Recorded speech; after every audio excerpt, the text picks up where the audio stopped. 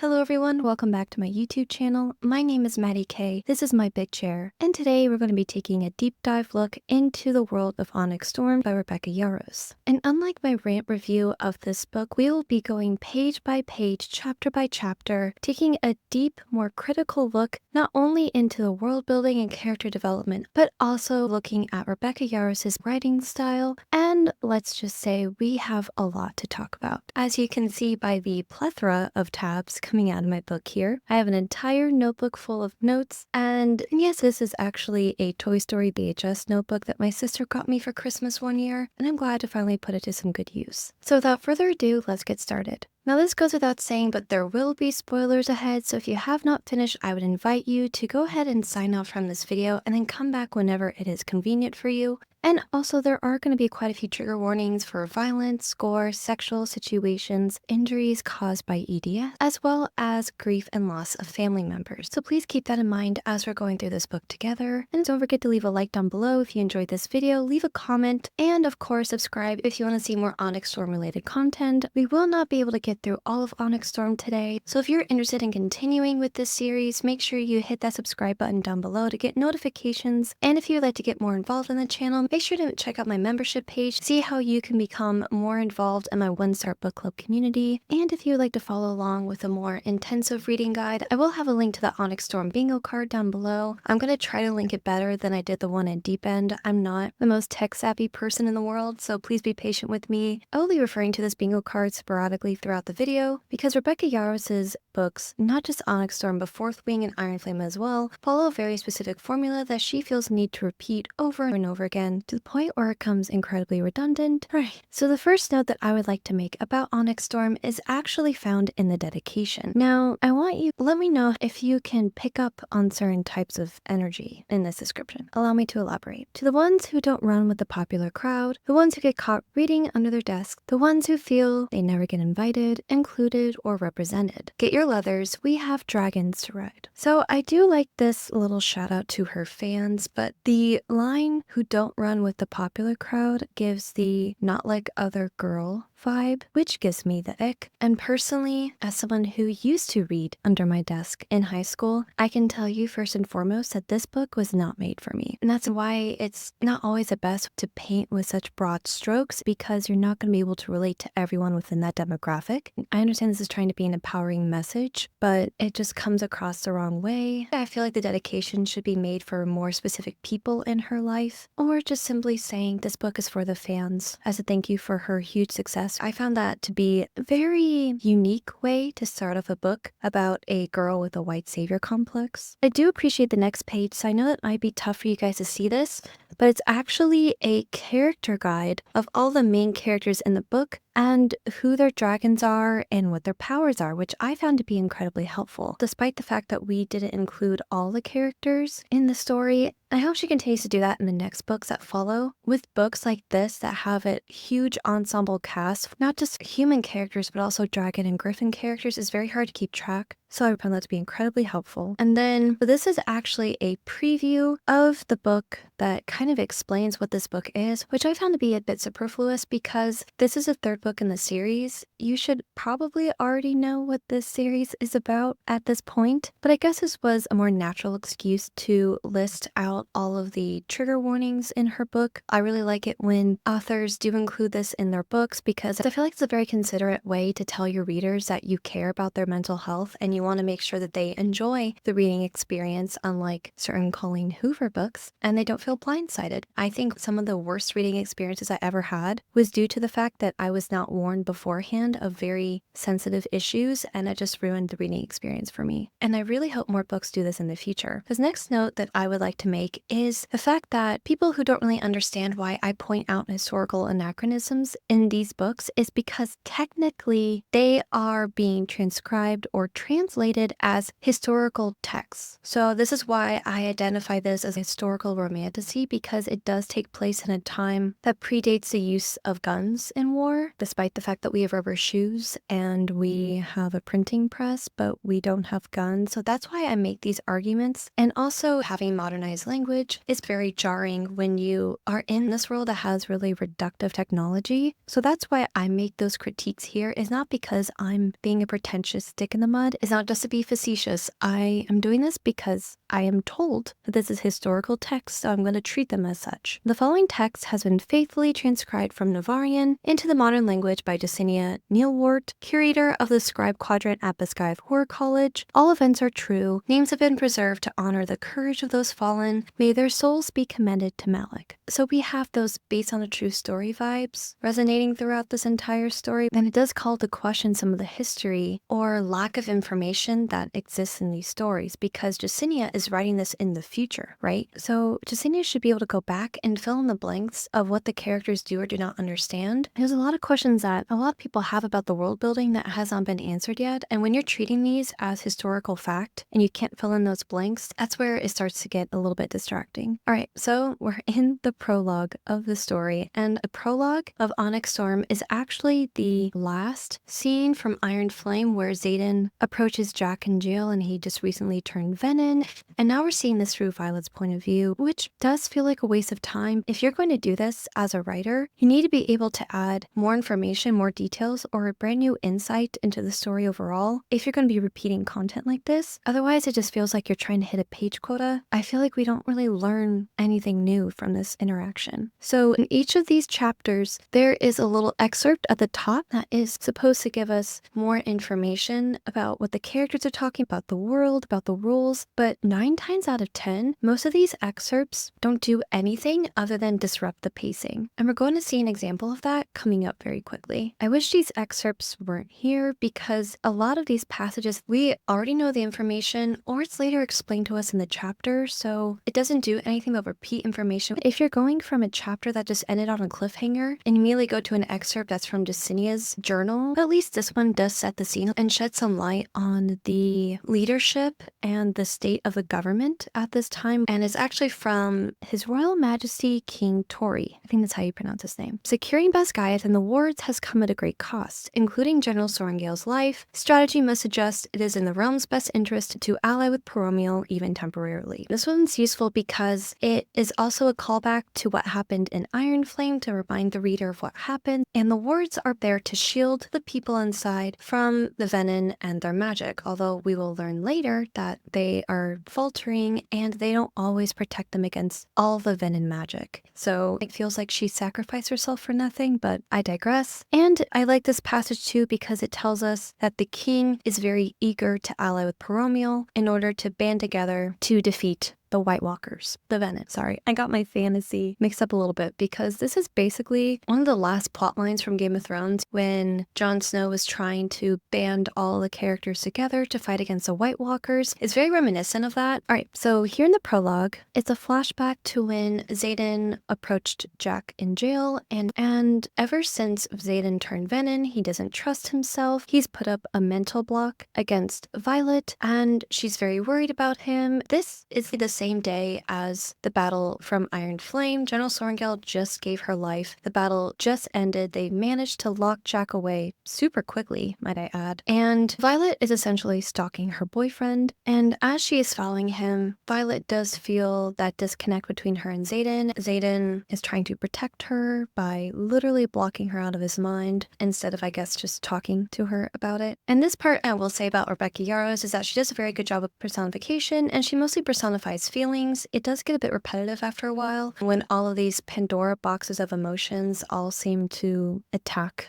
Violet viciously. But I do think this is a huge improvement from where we saw her in Fourth Wing, where it just felt like she wasn't even really trying with her prose. But here it feels like she's putting in way more effort, which I really do appreciate. Fear holds me with an icy fist, and my footing grows unsteady. It gives us a really good insight into Violet's mental state, and you better get used to that type of figurative language because it is used quite frequently in this book. So Sawyer in the battle in Iron Flame, he got his leg bitten off, and then Violet dragon jumped to go save him, which I found to be incredibly hilarious. but they're awaiting his fate, and Violet is also worried about Xaden's fate because he channeled from the ground to save her life against the Venon Sage Queen lady, and now he's turning Venon, and I guess one of the symptoms of becoming Venon is that your eyes turn a little bit red, but if you sniff some alloy, apparently that kind of goes away, or it slows the progress of the transformation. It's not explicitly stated why Jack is being held in the prison, because he poses more of a threat, staying alive rather than dead, and this just goes to show that Jack Barlow has more plot armor than Violet herself. This guy was resurrected after a landslide where he was turned into a human equivalent of a pancake. He was brought back and mended, and then he turned Venom, killed his dragon, and then is one of the reasons why the Venom will later infiltrate the castle in order to try to get him out. This guy is so much more trouble than he's actually worth, and I get it, they're pulling at Charles Manson where they're keeping him alive for research purposes, but I feel like this would have been much more of a significant gut punch, not only to the characters but also to the readers, if Liam was the one who was resurrected, and then he was the one who turned Venom, because Liam was always a very consistently good guy. And then seeing him turn to the dark side would have been way more impactful to the story, not just because of the emotional shock value of it, but also because it shows how seductive the power of the Venom really is. Even someone like Liam would dare to stray away from everything that he knew just so he can get a little more of a taste of it. That would be way more significant. But no, we're stuck with Jack Barlow for the foreseeable future. I honestly would be surprised if he ended up dying at the end of the series, because Rebecca Yarros is determined to keep him around for better or for worse. I don't know why. He is a useless character. He doesn't do anything. He doesn't move the plot forward. His character could be extracted from the story and it wouldn't change anything. If he was going to be used for research purposes, we should have had more scenes with Violet going to him asking questions, but we don't get that. And this next part that I'm going to draw your attention to also proves the point that I made earlier in my Fourth Wing video about how everyone's mentality in this book is very centered around toxic masculinity, or very hyper masculine energy, where they aren't allowed to grieve, they aren't allowed to wallow, they aren't allowed to feel any other emotions outside of pride, anger. They work out their conflicts through violence, and they turn around and they're surprised that they are terrible at conflict resolution and de-escalating situations. And Violet just lost her mother, and she refuses to grieve. She could be in the beginning stages of grief, in that denial stage where she just doesn't want to think about it. She's very avoidant, and I'm not surprised. These people are so emotionally immature, adult-sized toddlers with superpowers. It's too late to save Mom, but I'll be damned if I let Xaden get himself killed. Dara says you can grieve. Violet counters this with, if I wallow in every loss, that's all I'll ever have time for. So I guess grief is too time-consuming to deal with. That's the new argument here. It just reminded me of that one scene in Gilmore Girls where Rory was dumped by Dean and she refuses to wallow because she doesn't want to deal with it. I wish we really did focus on her relationship with her mom and grief over losing her mom more in this story, but I guess hanging out with your boyfriend and having super sexy fun times was way more important. And then the guards at the jail do commemorate General Sorrengail, and they say, may your mother be remembered. To General Sorrengail, the flame of Basgiath, despite the fact that she, like all the other generals in leadership at Basgiath War College, banned, censored, and burned literature on Venom, imprisoned and killed anyone who dared to question them about it or check out certain books from the library, and basically lied to their entire army for years about a dangerous species of wyvern and venom who are threatening their way of life, and no one dares to call their authority to question this entire book. But then Violet and her friends are dragged through the mud because they committed treason, and their punishment is doled out by people who lied to them for years. Why don't you try speaking in words instead of your damn dirty lie? If I was in that situation, I'd be like, oh, okay, are you going to explain to us why you didn't tell us about the venom and you got people killed because of your negligence? No, your argument holds no water against me. I guess we'll just call it even. Let's just forget it ever happened and focus on the task at hand. I guess Rebecca Yarros needed them to act as an antagonist against Violet and her friends, even though they're trying to save the world. Their motivations make absolutely no sense. For only on page 2, and I'm already getting flustered. Oh, and here we go. We have our first square for the bingo, and this is going to be our first mention of the word onyx, where Violet describes how Xaden is blocking her mentally through a thick wall of chilled onyx. Oh, and we also have Violet suppresses her grief. So already within 2 pages, we have 2 boxes checked off for the bingo card. But wait, there's more. So Violet finally gets past the guards, and she and Darna are talking about Xaden, and Violet is supposed to be one of the smartest people in the Best Guy of War College, and she cannot figure out why Xaden would want to talk to Jack. And Darna, her baby dragon, can put 2 and 2 together logically, but Violet can't. Best and brightest, right? He probably seeks information, and Darna notes, I cannot blame him for wanting to know what he is. And because Violet is super defensive of her zombie boyfriend, she argues back. He isn't a soulless Venon. He's still Xaden, my Xaden. And Darna is quick to warn her what's going to happen to him. He channeled from the earth, he's becoming Venon, and of course, Violet is being stubborn and she will not hear it. And Taryn is upset at Xaden for channeling from the earth. She says, I already know what Taryn thinks, and the possibility of fighting both of you is exhausting, so please, for the love of Amari, be on my side. So Taryn, he's very reticent of Xaden, he doesn't like him very much, but that kind of thinking confuses me because Xaden is bonded to Sigale.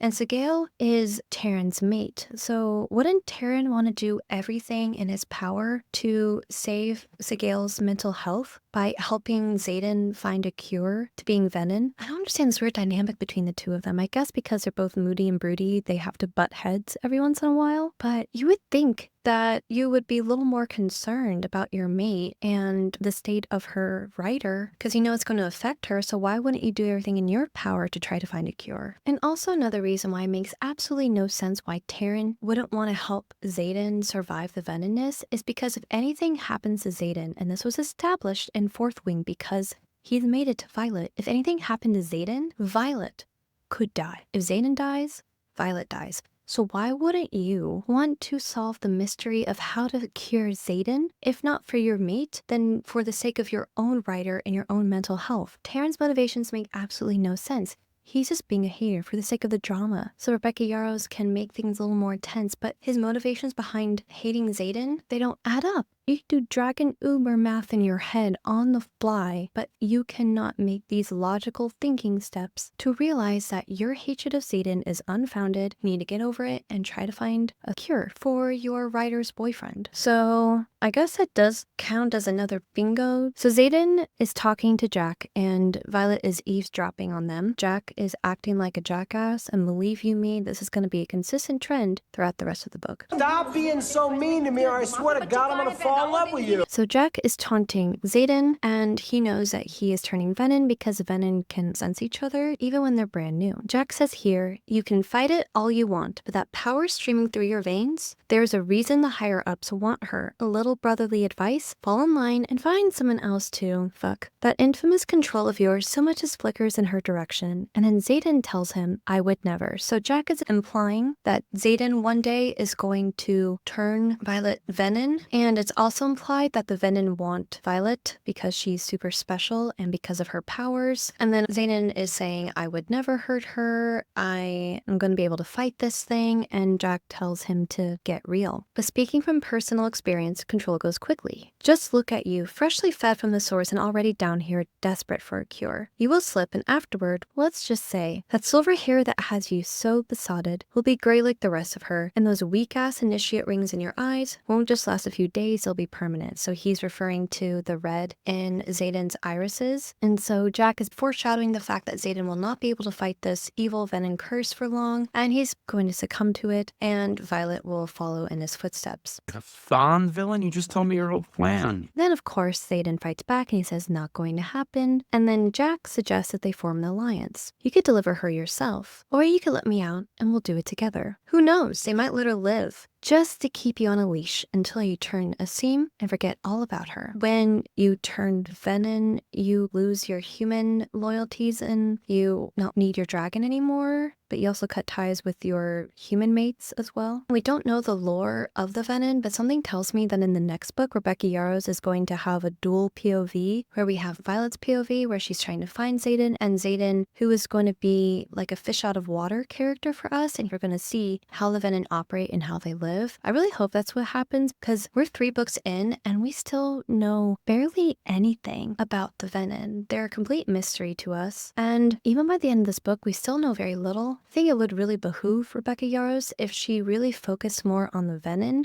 than she does here. So Violet is worried that Jack is going to let slip that Xaden has turned Venon. Violet doesn't care about anything but her boyfriend, and she is worried that Xaden will be arrested. Fear comes back with the fury, and it fights to rise, and I snuff it out. My heart, my soul, my everything. He channeled from the earth to save me, and I'll scour the world until I find a way to save him right back. So this is the first time we are to the overall conflict of this book. Page 5, Violet tells us, the reader, that she is going to do everything in her power to save Xaden, hence why she wants to take a task force to find Indarna's people now. Does this happen right away? No. We do not actually start the island hopping quest to find the cure for Venon until page 241, literally 29 chapters later, and everything in between is basically useless. The only thing that happens that is important to the overall plot of the story is the fact that Violet's ex has to enter the picture because they need him for negotiations, and they also need to ensure that the Griffin Flyers can use their magic within Basgaiath War College because the wards that they set up with General Sorengale and Iron Flame prevent them from using their magic, and they have to tamper with those, and that's basically it. The other 200 pages don't really do anything. It's just needless negotiations and pointless missions, patrols to look for Venon and save random villagers from Venon attacks, and nothing in the story really does anything to justify why this book is this long. This book should not be 500 pages long. It does nothing to validate or justify its length. And I think I mentioned this before with an Iron Flame, but these books feel more like they're filibusters and sequels. They're books trying to take up space until we get to the end of the series when they actually defeat the Venon once and for all. And it also feels like we prolonged the inevitable with Xaden because in Iron Flame it's revealed that he turns Venon, and at the end of this book he finally becomes full Venon. And I feel like we were just biding time and stalling until we got to that point because it's later revealed that there is no Venon cure, spoiler alert, and that all of this was basically for nothing. They didn't really get any allies to fight with them in the war against the Venon. We did find Indarna's people, but besides that, there really was nothing else that added to the overall plot of the series. I would say that this book, Onyx Storm, is at the climax because it's very intense, but it also has what's called a point of no return. Xaden has become full Venon, and there's no going back. In my personal belief, a fantasy book like this should not be this long unless it's a standalone. Rebecca Yarros is introducing us to the main conflict, and Indarna says, "We will find a cure." Indarna promises, "I want to find my family. We both know the order to locate my kind is inevitable now, that your leadership knows what I am. Let us do so on our terms and for our own purposes." So Indarna here is laying down the groundwork for my biggest critique of this entire book. And my biggest critique is, why don't you go find her people now? Pack up your stuff, take Tyrion and Indarna with you, find a way to convince Xaden to come with you so that way Tyrion and Sigil can still be together, get your friends and go. You're already being tried for deserting your post. Why are you waiting around for a human council to determine your fate? That's a major theme of this entire series. We are told over and over and over again that dragons do not answer to humans. And yet Violet and her friends, knowing that the fate of the world depends on them finding the cure to the Venon and finding Indarna's people, don't do what is necessary to go find Indarna's people or the cure. They sit around and wait for people to deliberate. They wait for negotiations to be made, and it makes absolutely no sense because one of the reasons why they hang back, like I mentioned earlier, is that they're trying to find a way to help the Griffin Flyers get their powers back, but the two people that you need for that mission are Mira and Sawyer. Why can't they stay behind, figure out that issue, solve it? Because they literally did within a chapter. They solved the problem so quickly. They're arbitrary to your mission and you're arbitrary to theirs. So you guys split up, solve the problems you need to solve, and then reconvene once you're done. And it makes absolutely no sense to me why these super powerful dragons who don't answer to anyone except to the Imperium decide to just sit around and do nothing while the Venon are killing more innocent people every single day, and they do nothing to stop it because they're waiting for orders. Like that's ever stopped you before. And I just knew the fact that the next chapter did not involve Violet and her dragons and her friends and her task force flying off to find the cure, that this was all garbage. Why am I doing this? I'm a dragon now, you guys. Now I understand our main character motivations. We haven't gotten to the plot yet, and we're not going to for the next 200 pages. And here Indarna reminds us of this very fact. Dragons do not answer to the laws of humans, and as my bond did, as Terran's writer, you no longer answer to them either. Then go, leave, right now. Go find the cure, go find the Irids, and to hell with the human council. They lied to you guys anyway. Why are you so loyal to them? They don't care about you. They think you're disposable. They're literally trying you for crimes that, because they don't like the fact that you made them feel inconsequential, that you called them out for the hypocrites that they were, and they were upset that they weren't the ones who got to save the day, so then they're taking out their frustration on you. And you're just letting it happen. Then Andarna says this: you'll have to keep secrets again. Only the ones that protect Xaden, which, as we know in the previous book, Violet is so good at keeping secrets. I'm not worried at all. We're finally on chapter 1, and we have a time jump. Now, this is actually a huge pet peeve of mine. I don't necessarily like time jumps, and we are exactly where we left off. 2 weeks later, we still don't have the orders to go find Andarna's people. We are literally still sitting around doing nothing. The only thing that has changed is now some people know that Xaden is Venon, and we miss that part. Rebecca Yarros just completely skips over that, which is really frustrating because I feel like as Xaden's main conflict in this whole story, that would be a huge deal for people to know that he's a Venon. And then they would have to wrestle with that information and wonder to themselves, should we arrest him? And that was probably one of the most interesting parts about Xaden's story, was seeing how other people reacted to him being Venon, and then Rebecca Yarros robs us of that interaction and instead decides to waste our time on useless patrols and politics. So chapter 1, we find Violet and Taryn out on patrol looking for Venon in an ice storm. And then she makes a joke.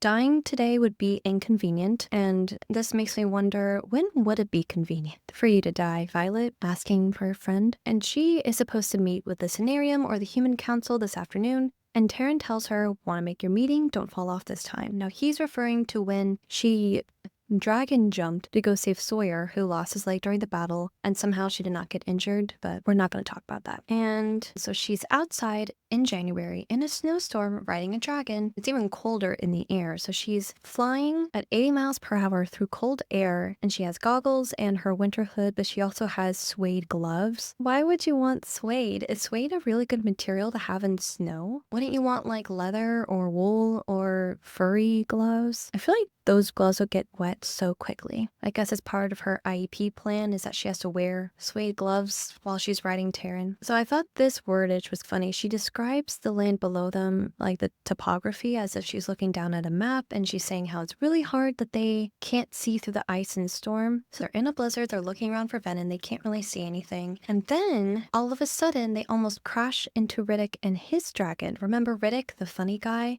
He is one of the most useless characters of this entire story. He is so inept at his job. He is super clumsy. He makes terrible jokes. He's not funny. He puts his own friends in more danger. And the reason why I'm saying that is because Riddick is an ice wielder and he's letting his friends patrol around in an ice storm. Hey, Riddick, I have a question. Why aren't you keeping the ice away? Why aren't you doing anything while your friends are getting pelted with ice and snow while they're hanging on for dear life on their dragons? Some of them without saddles that could easily slip off and fall to their death. I hate him so much. So Riddick and his dragon almost crash into them, and the reason why Riddick's dragon is upset is because it wants to go back to Orisha to help the Orishans there with their wards and protect them, which is a noble thought. I don't know why Riddick doesn't just leave. It's not just because I hate him as a character, but it's also because if he leaves, what are they going to do? Charge him again for desertion? And then Taryn is upset at Riddick, and rightfully, because he cannot control his dragon, and Violet defends him because, of course, she's like a Pollyanna with a sailor mouth. And she tries to reach out to Xaden once they finally land safely back at Basgiath, and Xaden is still blocked. Again, it's very elder millennial speak here, which is going to be consistent throughout the rest of the book. And so as they land, Violet notices that her saddle is a little worse for wear. Obviously, you just went through a winter storm, you almost collided with the dragon. There's going to be some wear and tear that happens over time. So she thinks that she should get Xaden to fix it. And Taryn, like I mentioned before, does not like Xaden. So I guess we can cross that off the bingo card. Also the fact that he argued with Ferna, which literally happens every single conversation between these two, because she wanted to go on patrol with them on the previous page, and he told her to go find a sheep and let the adults work.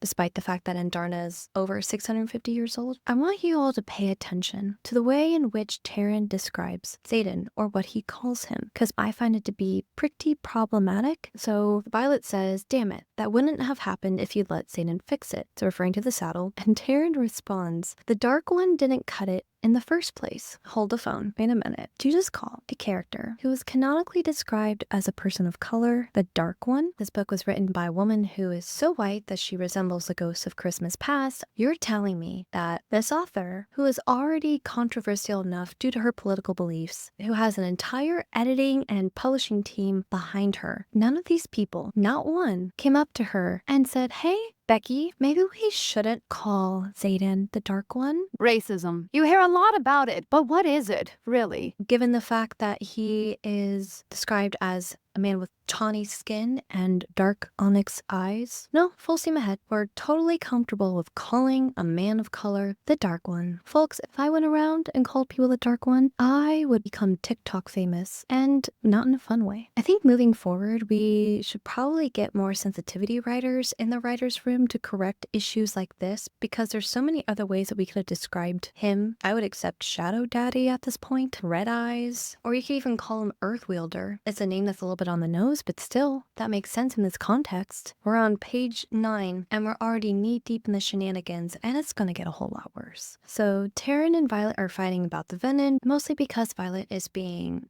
incredibly stubborn about the whole situation. She's still in denial. She refuses to believe that anything bad could ever happen between her and Xaden, and Taryn is trying to make her see reason, and she's refusing to, of course. And when the rest of her friends land to report on their patrol, Violet approaches Riddick and tells him, at least you're an ice wielder. And Quinn pulls her blonde curls into a quick bun. Why did you fly with your hair out? Why would you have your hair whipping around in your face, getting super tangled, getting caught in something? That does not seem to be very safe for flying. And then Quinn tells her, wielding can help keep you warm too. So Quinn knows that Violet is a lightning wielder, and she is telling Violet, who can barely control her powers as it is, to use her unpredictable powers to stay warm. In a thick blizzarding storm, you're asking someone to use a power they barely have control over to stay warm at the risk of hurting someone. What if she accidentally electrocuted someone while she was wielding her lightning? What if she accidentally struck you with her lightning? That sounds so unsafe. Why wouldn't you turn to Riddick and ask him, hey Riddick, maybe next time, can you calm down with the ice, or make it so we are not pelted in the face with ice all the time? Like, why are you talking to Violet like it's her fault that you were in an ice storm when you're standing right next to an ice wielder? Again, no logic in this entire book, no logic at all. If you honestly came up to me and told me that all of these characters went to the Idiocracy School for learning stuff, I would not be surprised in the slightest, because these are the dumbest people I've ever had the misfortune of reading. If you have one bucket that holds 2 gallons and another bucket that holds 5 gallons, how many buckets do you have? 2? Thank you. I'm surprised you guys don't kill yourselves while rolling out of bed in the morning. And even Violet does call her out on this very idiotic idea. I'm not chancing it when I can't see what I might strike. And then we get to the real reason why Violet and her friends have not yet left to go find a cure for Xaden. The only path for an alliance that can save Peromish civilians requires us to be here, at least for now. Not to mention, Xaden insists we stay. So Xaden is calling the shots. The recent Venon, the guy who can't be trusted. You're letting him make decisions. This goes back to my biggest issue with Violet, is that she's supposedly a very smart character. That's the first thing. But 2, she has absolutely no autonomy in her story. This is her story. She's the main character, and she does not get to make any decisions whatsoever. The council does, the same council who lied to her for years about the Venon. Dragons make decisions for her. Even her own boyfriend makes decisions on her behalf. And all the decisions that she does make are extremely half-baked, and they never work, or she walks into traps and get her in trouble. And then Taryn jumps into the mental mind chat to give us this little gem.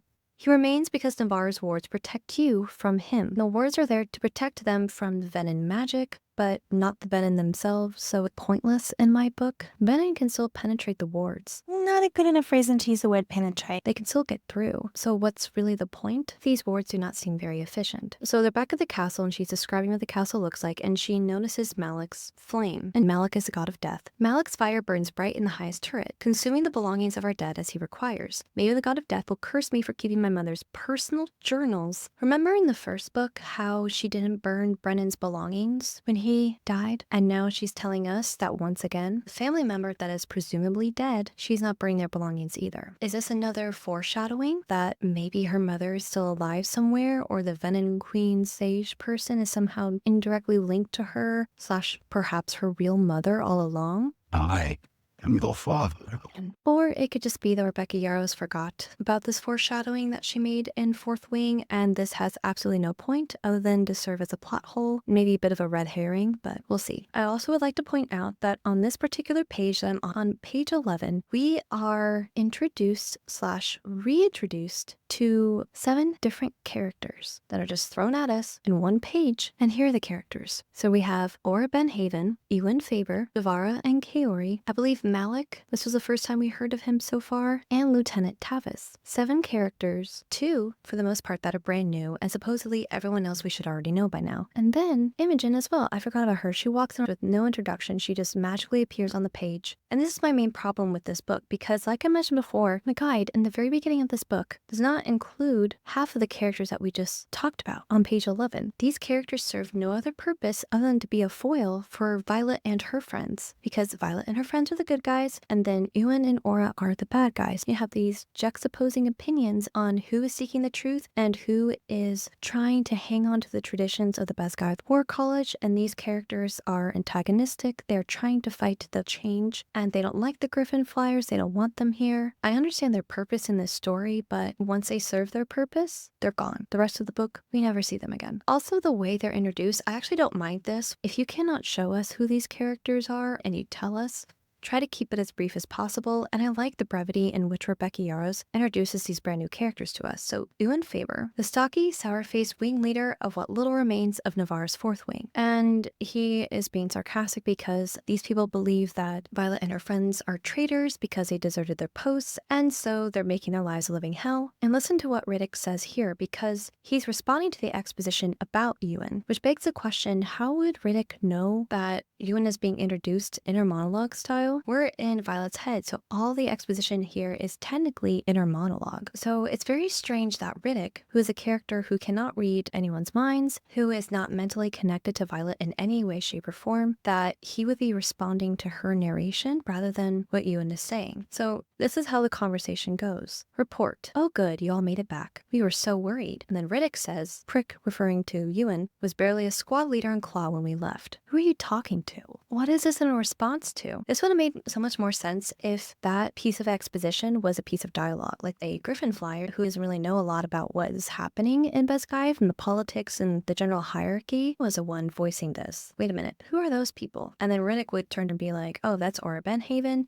and Ewan Faber. He is the wing leader of what little remains in Navarre's Fourth Wing. And then it goes to Ewan, who then says, oh good, you all made it back. We were so worried. And we cut to Riddick saying, Prick was barely a squad leader in Claw when we left. So that would make so much more sense in context with the natural flow of the conversation. But here we have Riddick responding to the exposition, and then Rhiannon magically appears out of nowhere because these characters just appear, disappear, reappear again on and off the page, and it just feels like a moving carousel of characters that just randomly pop in and out whenever Rebecca Yarros needs them to, and there's no rhyme or reason to it. So Imogen comes up to Violet and she says, Sorengale, I need a word, and then Violet reveals that she was on Xaden duty. So Violet and Xaden are making their friends act as their babysitters. So Imogen is talking to Violet because she wants some intel on the secret mission that she sent Mira on. So Mira is Violet's sister, and her main signet power is that she can strengthen wards. And Violet says she's coming back tomorrow. And here's another emotion that is personified. Anxiety ties a pretty little bow around my throat and tugs. Violet is really getting attacked on all sides today, isn't she? Her friend just unleashed an ice storm on her face, and all of these Pandora's box of emotions are just attacking her. It's not a very good day to be Violet Sorengale, I'll tell you that much. And because Violet is being super vague, she refuses to tell us, as the reader, what mission Mira is on. It's one thing to form a plan, and quite another to carry it out, especially when the consequences could involve the people I love becoming traitors again. So she's worried that Mira's going to get caught and she's going to be punished, which is something she should have considered before she sent her on this little escapade. And then Darna tells her every possible path, and Violet responds with every possible path. And I'm like, why don't you take the path to go find Darna's people? Go, right now, please. I'm so bored. These people are really all talk and no action, aren't they? And if it's not them risking their lives for the mission, they're willing to risk their friends' lives. And these are the characters who we're supposed to be rooting for. So Imogen corners Violet, and she's she's rightfully upset at her. You told the second years, referring to Riddick and her friends. She assures Imogen that she only told the Dragon Riders. And then her reason is because if they get caught, they'll just get a little slap on the wrist. Treason is really no big deal in the grand scheme of things. And then she reasons that if the Flyers find out what they're planning, then Imogen connects the dots and says it's war. Because I guess if the Serenium realize that the Flyers are going on secret missions to try to strengthen their ward so that way they can operate their magic within Basgiath, they will attack them. And then, as if to prove why these people are such a huge waste of space, Ree shouts, "Riddick, did you freeze this door shut? Get back here and fix it now." I hate this character. I hate him so much. And I get this was supposed to be a comical point, proving that the second years aren't worth their salt and that they should not be trusted because they can barely control their own powers. But it makes them look like the equivalent of the Three Stooges. And these are the people that are supposed to save all the people at Navarre. Yeah. They're doomed. And Imogen properly puts these people into play. The four of you are a fucking nuisance. It's going to be a miracle if we pull this off without getting ourselves executed. I agree. And then Imogen finally gets to the main source of why she wanted to talk to Violet in the first place, and it has to do with Xaden and her sleeping arrangements. So despite the fact that Xaden is a Venon and he is threatening Violet's life at every single turn, they are still sleeping in the same room together. And Imogen and Bodhi and Garrick are the people who know that Xaden is a Venon. This is how Violet reacts to her friends coming to her with nothing but concern and kindness in their hearts. "I've decided you all can go fuck yourselves. I'm not running from him. Even in the moments he's lost control, he's never hurt me. He never will." If one of my friends that I've been risking my life for says that to me, it would not end well. Let's just put it that way. And also, can we just revisit that terminology there? He's never hurt me. Insinuating that he hurts other people, but not her. Because remember, ladies and gentlemen, when you put on your rose-colored glasses, all these red flags just look like red herrings. Denial is a place and a state of mind. Violet Sorrengail is the queen of the rose-colored glasses. She's willing to put herself and her friends and what little is left of her family at risk just so she can keep her human sex doll of a boyfriend around. And this is a character we're supposed to be rooting for? Explain that to me, because I don't understand it. I just wish that Imogen would grow a real backbone and tell Violet off. Violet is the goodest good character. No one can dare to point out her flaws. No one can dare question her. And if anyone does, they are immediately turned into the villain and punished and possibly killed for it. Rebecca Yarros really does like to dole out her punishment on anyone who doesn't like Violet. And I think that is mostly because Violet is based off of her. She's a self-insert for Yarros, and that's why she is so blind to her very glaring flaws. I think that is one of the greatest weaknesses of this book, is that Rebecca Yarros is taking everything about Violet way too personally, and she's not willing to explore Violet as a character outside of herself. This character is an idealized version of who Rebecca Yarros wants herself to be, so that is why she is refusing to see anything wrong with Violet, because in her mind, Violet is perfect. And this is a title that is very much unearned because Violet, as we can see here, is not a flawless human being. I have recently taken a long look at the man in the mirror.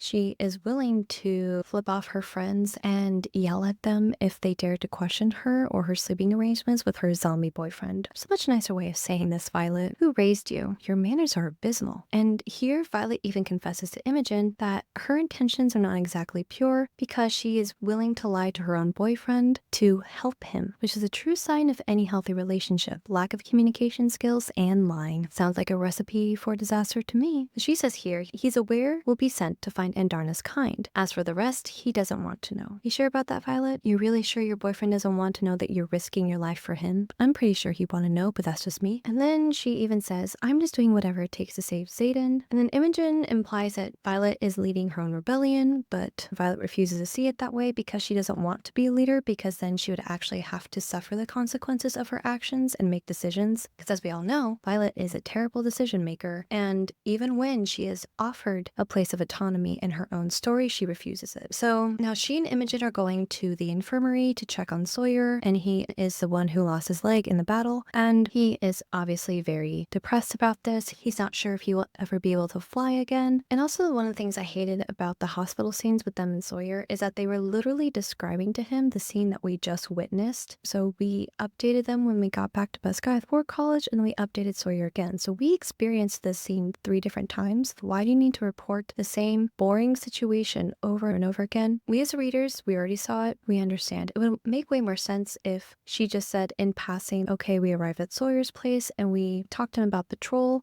and how uneventful it was. That's all you need. You just need one sentence to summarize what recently just happened to catch the readers up to speed. And so that way we're not rereading the same scene over. And it just feels like Rebecca Yarros is just filling up space with repetitive scenes because she doesn't know how else to fill up these pages. And then everyone is discussing how Violet should be the one in charge of leading the rebellion because it is her dragon, her rules. And this is coming straight from Riddick. Violet admits that she does want to have some power of who's going to go on the task force with her. Assuming they put us on orders, I'll have a list of people I trust to go. And then Kat is also there for some reason. And then they talk about the troll and how they were looking for the Venon, but they couldn't find any. And then Sawyer, who I actually really enjoy as a character, he is trying to make light of the situation. And Rhiannon is trying to get him to hydrate, but she gives him water. And then he counters with, water's not going to grow my leg back. Then he looks at Violet and he says, I know that's a shitty thing to say after you lost your mother. And then Violet cuts in and says, pain isn't a competition. Why? Because you would win? So the chapter ends with a bunch of screaming outside the door of the infirmary, and then someone rushes in and they have a gray handprint on their neck. And they make the grand reveal that the Venon are attacking the castle. How do they get into the castle with the wards up? I have no idea. And then remember how I said that the excerpts in the beginning of the chapters break up the pacing? Allow me to demonstrate that for you. She's dead. A cadet in infantry blue stumbles in and falls to his hands and knees. They're all dead. There's no mistaking the gray handprint marking the side of his neck. Venon. My heart seizes. We haven't found them out on patrol because they're already inside. The rarest of signets, those that rise once in a generation or century, have manifested concurrently with an equal twice in our records, both critical times in our history, but only ones have the 6 most powerful walk the continent simultaneously. As fascinating as that spectacle must have been, I would rather not live to see it happen again. I'm sorry. How is this relevant to what's happening right now? Can someone explain to me why you needed to insert this in the very beginning of chapter 2? That just destroyed your whole pacing. Now I'm worn out reading some random information that has absolutely no significance to the task at hand. Why even have these excerpts at all? This has no business being here. It was just so jarring. I feel like I got whiplash from that. Pick a tone and stick with it. Another thing I do want to point out is that Violet describes the female Venon as females, which I find to be a bit of an interesting word choice. So anyway, back to the actual plot of the book. Everyone's running out to try to save as many lives as they can, track down the Venon and stop them from doing whatever they're doing. And then Violet doesn't have her conduit. Her conduit is what helps her control her lightning powers. I can't pinpoint my lightning strikes, especially not indoors. So apparently she can access this magic even though she's not riding on Terran, which I have a lot of questions about how that is allowed to work, but she can use her daggers and she decides to fight the Venom with daggers, which brings me to my next point. I don't like that Violet's powers are lightning. Every cadet's signet power is supposed to reflect who they are as people. We know that lightning is unpredictable, it does not strike twice, and it's dangerous. It poses a threat. That's not who Violet is. If anything, her signet power should be poison, right? Because she's like the poison savant in Fourth Wing, or something to do with daggers. You know that one character, Psylocke in X-Men, she manifests weapons out of thin air, and I feel like that would be so much more conducive to who Violet is as a person. Because when you think of her daggers, they have pinpoint accuracy, she can always find the direct weakness of someone and she just targets it. And with poison too, it would also create more tension between her and Xaden if she could possibly poison him without meaning to. Lightning makes no sense, but she has to be a lightning wielder because that's something to do with a prophecy later on. I'm not going to get into it right now. Let's get back to the Venon attack. So they're running around with alloy hilted daggers. That's the Venon's weakness, is a special alloy. And that's why it also stops progression of the venomous within them. And then Rhiannon says, eyes open, let's go. Oh, thanks for the reminder, Rhiannon. I was actually going to go into this fight with my eyes closed. And then later on, she says, which way did they go? Rhiannon, if you kept your eyes open, you would know. So it's revealed that the Venon are disguising themselves as scribes, so they're going around warning people that they are in disguises. And then here, Riddick attempts to make a joke, which is perfect, because that means we also get to check off the Riddick says something stupid box, which, believe you me, is way more consistent than you think. Great. Riddick rolls his neck. down the stairwell to the torture chamber where an untold number of freshly fed dark-wheeled wait. Good times. Oh, Riddick, you're so funny. Someone should tell Riddick in order to be the funny guy in a story, you need to actually be funny. Then they immediately realize that they're going after Jack Barlow, and they go down to Jack's cell, and there they find two dressed up as scribes, and one has a ruby-hilted sword, and is revealed to be the Venon Sage, the one who is so obsessed with Violet and Xaden. Her long silver braid swings free of her hood as her attention whips in our direction, and her eerie red gaze jumps to mine and widens slightly under a faded tattoo on her forehead. After she reveals herself to Violet, she disappears. So you're telling me that this entire time, the Venon could have easily broken into Basgiath War College and then leave without any trace. Why have they not been doing this the entire time? These people can literally teleport from one place to another, could kill everyone in their sleep, but they decide that toying with Violet and Xaden is the best way to go. Why? If I was someone at Basgiath War College and the Venom just randomly pop in and out willy-nilly and we can't sense them or detect them, I'd be questioning the legitimacy of the wards, because the wards are supposed to protect them from the Venom magic. If they can't protect them from all the magic, then what's the point of sacrificing ourselves to build up these wards if they don't actually work?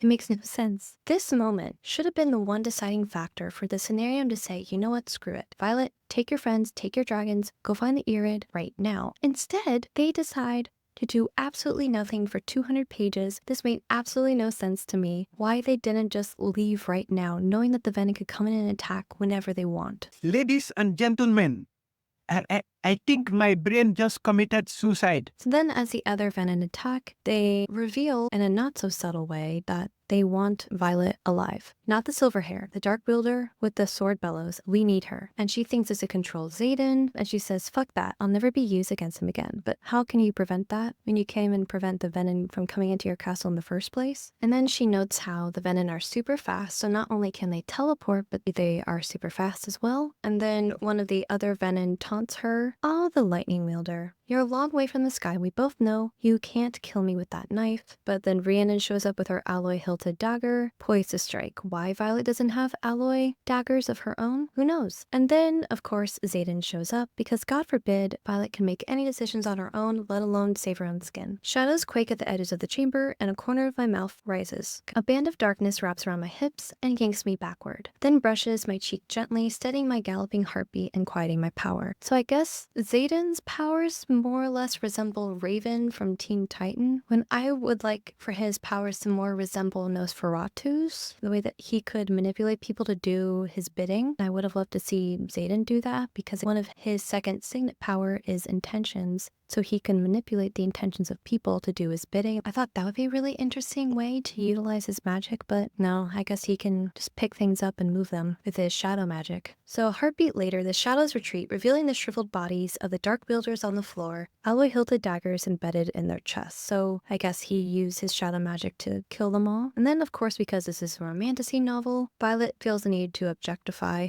and swoon over Xaden's tall, muscled frame. She comments on his golden, flecked Onyx eyes. Again, second time Onyx is mentioned within 20 pages. Then Xaden, acting like the broody moody bad boy that he is, he says, tell me something, Violence. Why is it always you? Whenever he calls her Violence, it has that very strong baby girl vibe from that one horrible movie, 365 Days. It gives me the creeps. After that scene, all the friends are together, and then Rhiannon is worried that this may not have been the first attack on the castle. She says it's not like we're briefed every single day. The government is still withholding information from them, and none of these people ever call that power into question. And we don't know the intentions behind lying to everyone about the Venom. And we also don't even know why these people were fighting with the Griffin Flyers in the first place. I think that harkens back to the fact that Rebecca Yarros herself does not even know why these people are making decisions, because she's just making this stuff up as she goes along without even thinking of the consequences or the plot holes or the breach in logic that it presents to her own storytelling. So then, after Rhiannon makes this very poignant statement, Violet thinks this: we aren't safe here. Not that we ever really were. Okay, then leave and go find the Irid. Go figure out how to stop the Venom. You're literally sitting ducks at this castle, refusing to do anything to actually be productive to solve the war. So apparently Melgren already knows about the Venom, even though he did not warn people about it, because Melgren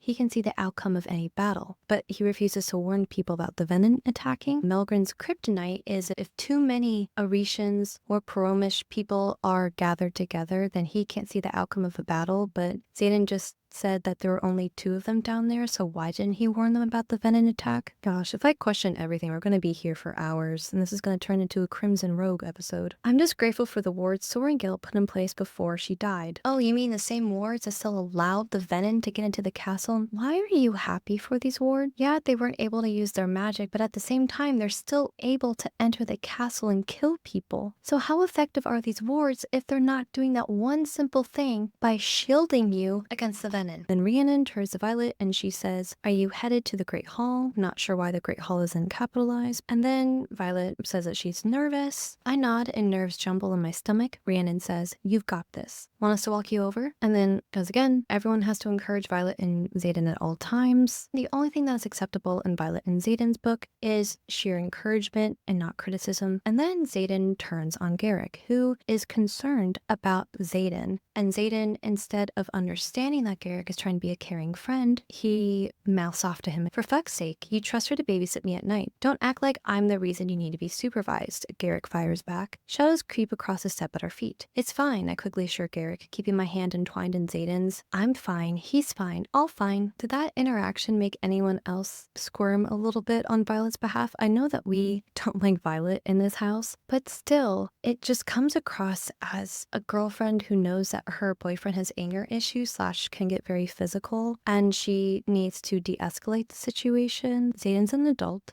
He should be able to regulate his own emotions. Instead, Violet has to cut in like his mommy and talk him down and diffuse the situation before it gets out of hand. And then to check off another box on our bingo card, Xaden and Violet have a fight about Xaden. So Xaden talks about how he misses having alone time with Violet. "I never realized how much I like alone time until I don't have any." But then Violet feels the need to apologize to him. For some reason, I don't know why. "He has every right," referring to Garrick, "to worry about leaving me alone with you." Okay, then why did you almost attack him with your shadows? God, he's like a toddler throwing a temper tantrum. And then Violet says, "I trust you." And she looks in his eyes and sees that there's no red there. So the venomous is dormant at this time. And then Xaden says this little quip, "You shouldn't. Moody broody bad boy." Then Xaden even admits that he would be willing to kill his own friends if they dare to overstep their boundary. Xaden says, "I'm pretty sure the only reason he and Bodhi aren't sleeping at the foot of our bed is that they know I would have killed them." So threatening to kill his friends because they are acting as cockblocks between him and Violet. Why these people have friends, I have no idea. Violet responds with this, "In the spirit of transparency, I should tell you they'd like me to reconsider our sleeping arrangements. That's not happening. I told Imogen to get fucked." Why should I root for these people? They're terrible. They treat everyone around them poorly. Any ounce of criticism they receive is immediately rebuffed with nothing but vitriol, and it's just exhausting watching these two, like clockwork, make the same terrible decision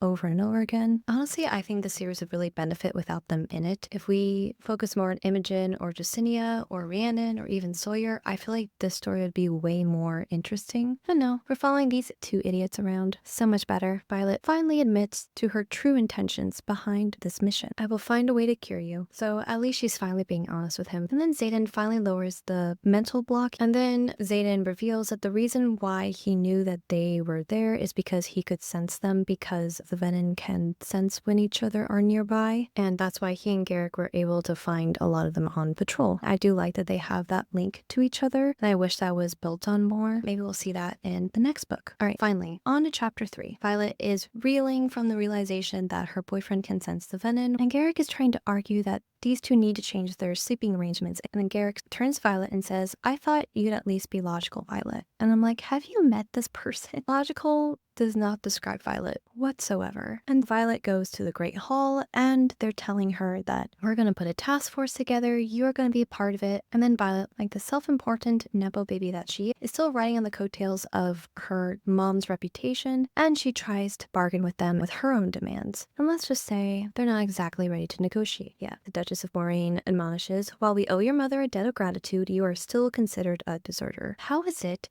that after this Venom attack, you're not sending them out right now? This makes absolutely no sense. These people are acting as if Violet and her friends are more of an impertinence. You guys are on a ticking time clock here. At any moment, the Venom can swoop in and kill you all Why are you digging your feet in, wasting our time, wasting these other characters' time? And then the scene ends with Violet getting a note from Dakaris, who was the Viscount from Iron Flame, and they still have this bargain going on in regards to the Wardstone. And Dakaris tells her, you have 3 days to hold up your end of the bargain. Violet reports back to her friends to tell them that Captain Grady is going to be the one in charge of the task force, not her. And she's not very happy about it, of course, because when Violet doesn't get her way, she throws a temper tantrum. Much like Xaden, there's a reason why these two make the perfect couple, is because they literally are terrible at regulating their emotions. And then the next morning she wakes up and she and Xaden are still sleeping in the same bed. And then they both wake up at the same time.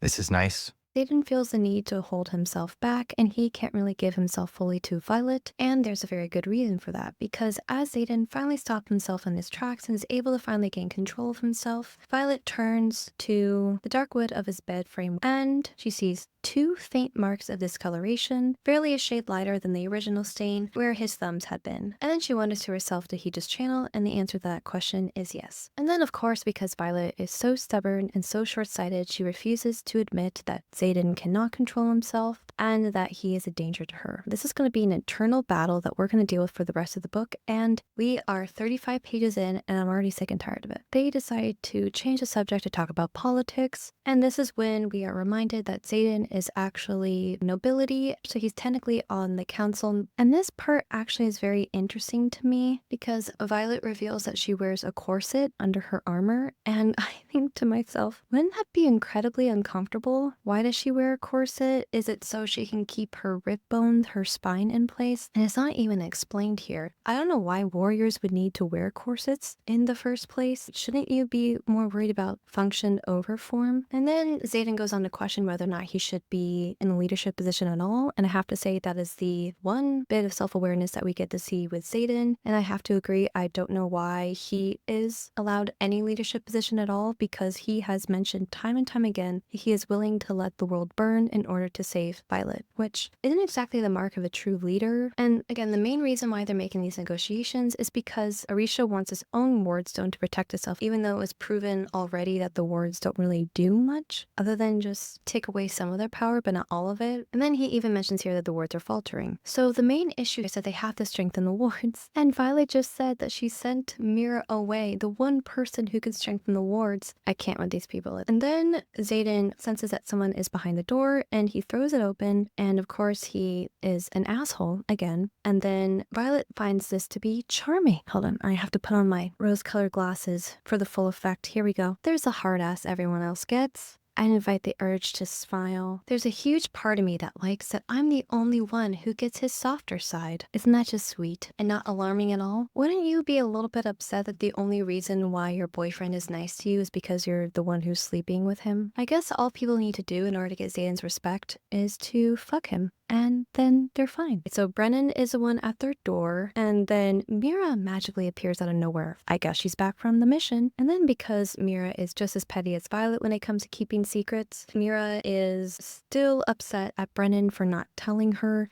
he was alive, even though doing so would probably cost both of their lives. It took her months to let him back in after she found him alive. Who knows how long she'll need to get over losing her mother on what she considers to be Brennan's watch. And then it's revealed that Mira found one way to make the runes so they can actually operate their magic within the wards, the flyers that is. And unfortunately, in order to do that, they need a metallurgist. And Sawyer is a metallurgist, so he can manipulate metal to do his bidding. He's basically this book's version of Magneto.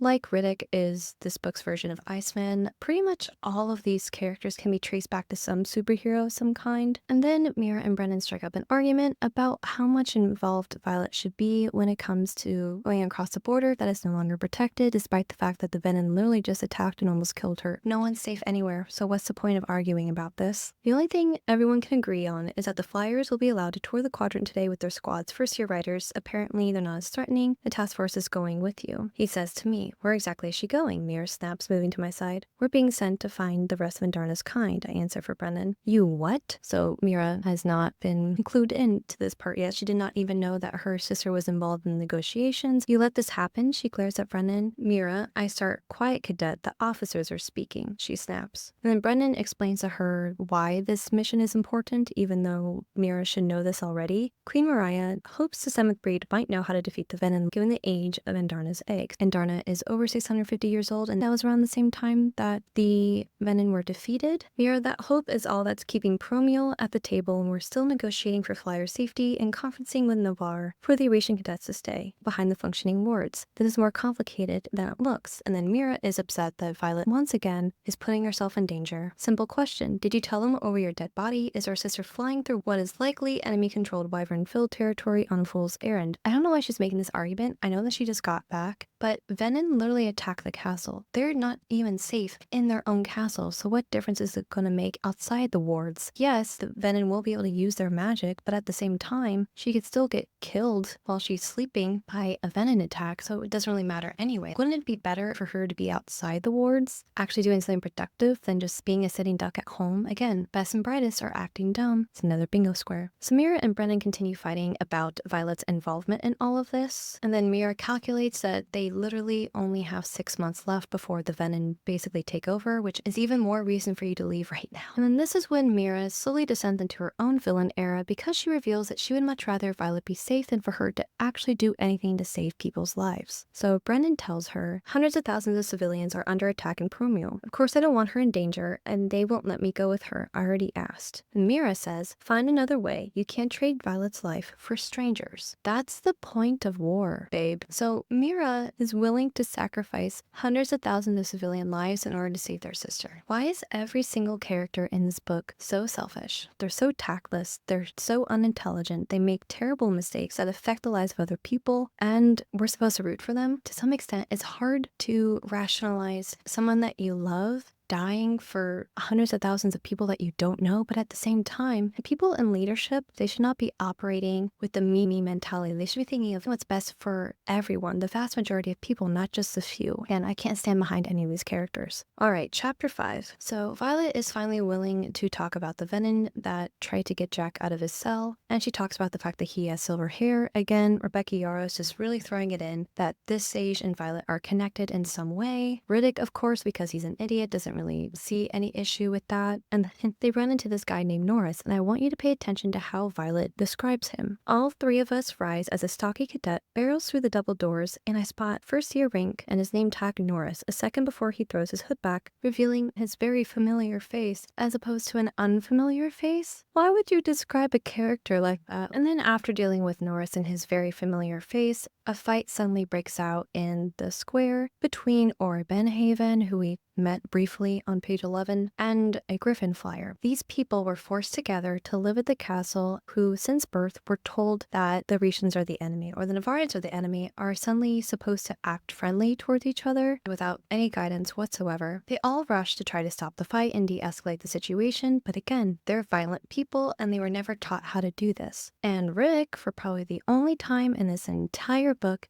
he actually makes some sense. So Dane finally appears and tells them, "Find your squads and de-escalate at all costs." And then Riddick responds, "If only we were taught these techniques." Self-awareness. I love it. Unfortunately, this is the only time that Riddick is going to be this coy and funny, so don't get used to it. So as this fight's breaking out, they're trying to de-escalate it, and Kat, of course, steps in, and she tries to ward off Aura, and Aura does not like the Flyers. She was indoctrinated with this ideology since she was young, so it's very hard for her to rectify with this new situation. So she is basically the voice of the writers who are resistant to this change. She is sticking to her traditionalist points of view. She doesn't want the Flyers to stay there because they didn't go through initiation. They didn't cross a parapet. They didn't do all the necessary steps to be a part of Basgariath War College, so that's why she doesn't like them. And then Kat magically appears out of nowhere. Again, where has she been this entire time? Who knows? And then Violet tries to stop her, and then she's concerned for Kat that she might fall or she might get killed. And listen to this retort that Kat comes up with.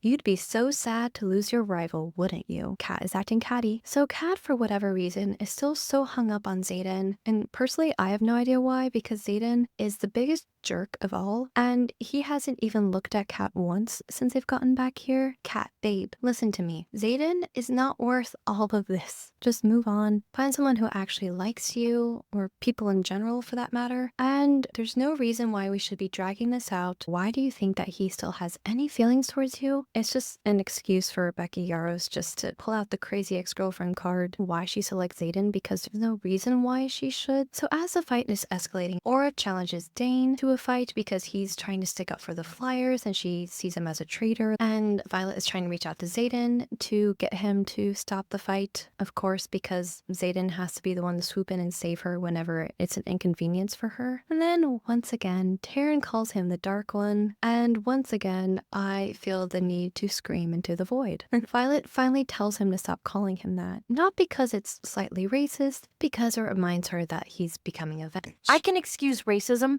You can excuse racism. And there is a good point that's brought up here that Jack Barlow went through the same initiation as they did, and look how that turned out. Because if this college was so perfect at making the perfect soldier, then why do they always turn into these monsters? And I really wish that Rebecca Yarros really delved more into this idea, but she knocked it off the shelf because she went to the J.K. Rowling School of Retconning, and like her predecessor before her, she knocked not only time travel off the shelf, but any inconvenient world building or elements from her previous story, just to move the plot along. And I find that her books really do suffer because of it. And so Dane isn't getting anywhere with trying to convince Aura to stop the fight, and they're trying to look around and see who could be the strongest, who could defeat Aura. Now Aura cheated slightly in the fight, and because she is a fire wielder who needs a flint starter to get her fire going, not unlike Pyro from X-Men, she broke the rules, and because Dane is too much of a goody two-shoes to lower himself to her level, Violet decides to intervene because Dane isn't the strongest. But can you guess, dear viewer, who the strongest is? I am. Of course she is the strongest. She has to be. She's the main character. How is Violet the strongest? Explain that to me. It makes absolutely no sense whatsoever. And then she steps in, and of course Dane protests because that's his entire character trait. And then this is the first thing that Violet says to Aura when she enters the ring, because Aura called them rebels. She says, "Rebel is so outdated. We prefer the term revolutionary." Thanks, Violet. Thank you for clearing that up. It's really important right now. In chapter 6. So Aura hates Violet probably most of all, and she turns to her and she's super upset. And then lightning splits the sky, flashing bright above our heads and branching outward in the clouds. Thunder follows instantly, so loud it shakes the masonry. How is there thunder? So I guess Violet can also control thunder as well. Interesting. And then she tells Aura, who again cheated because she wielded during a fight and you're not supposed to do that, Dane's too honorable to wield in a challenge, but you'll find that my sense of morality has learned to waver. Yes, we all know that Violet has morals. Because Violet has to be the goodest good girl of all time, she diffuses any issue that the Promish and Navarians have against each other in a grandiose speech talking about how we need to overlook our differences, understand what really unites us, and band together for the first time in centuries to fight against a common enemy and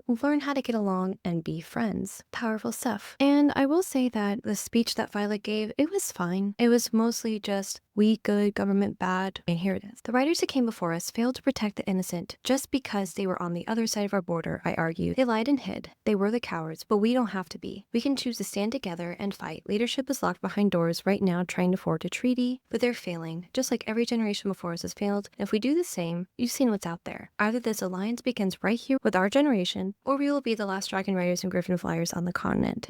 Mind-blowing, incredible speech that everyone seems to be just drooling over. It's your run-of-the-mill typical protagonist tries to inspire the good in other people. She doesn't try to empathize with Aura or the resistance to the rebellion because she doesn't have to. Everyone at some point in this series has to come to terms with the fact that Violet is good no matter what and she is always right, and they have to get on Team Violet or they get punished for it. So after Violet single-handedly solves racism, everyone claps and cheers her on, and the fight is over. Thanks a lot, guys. When I woke up this morning, I was hoping to learn about racism from a white lady. So remember, everyone, the true power in a war is friendship. And then finally, the professors swoop in to defuse the situation. Everyone compliments her on her amazing speech. After this, there is never another conflict at the school. And then the other shoe drops. It is revealed that the Crown Prince of Navarre has entered the negotiations and is now part of the scenarium in order to represent the king and to try to work through the negotiations between the Navarians and the Paromish. And let's just say that Violet is less than pleased to hear that he is there. Halden's here? I managed to ask. Rode in this morning with a company from the Western Guard. Ark shoots me a knowing look, which I return with a quick glare. Keep in mind, we did not know who this person was for the past 2 books. Why? Because it is a brand new concept that was just produced in order to throw in another wrench in Violet and Xaden's relationship. So Halden, he's actually causing more harm than good. Like Xaden, he is also pretty hard-headed, very stubborn, and he ruffles feathers more than he actually solves any conflict. It is revealed that Halden will actually be joining them on their task force to go find the Irid. Halden's going with her, isn't he? My jaw unhinges and snaps shut at the apology filling Brennan's eyes. No fucking way, I shake my head. You cannot be serious. Someone get her a swear jar, please. So Violet is understandably upset that Halden, her ex, will be going with her on the task force. As you can imagine, Xaden is not exactly pleased with it either. And the progress of the treaty between Navarre and Paromish is basically now at a standstill. Treaties like this take time, and we won't figure this out before their queen's deadline in 2 days. And we can now check off an ex-girlfriend or boyfriend returns to cause trouble box in our bingo card today. And from what I can see, we already have a bingo. We're not even 60 pages in, and I feel like this bingo card is already filled up. So if you're watching this in the safety of your home and you would like to participate, feel free to take a sip. I am currently drinking water because I would like to remain sober throughout the duration of this video. In order to negotiate properly with the other island countries, they need to have a person of the royal bloodline, but they already have a person of the royal bloodline in the form of Eric. And this is where Eric also starts to lose my respect as a character, because in the last book, Iron Flame, he joined the Fourth Wing under a pseudonym.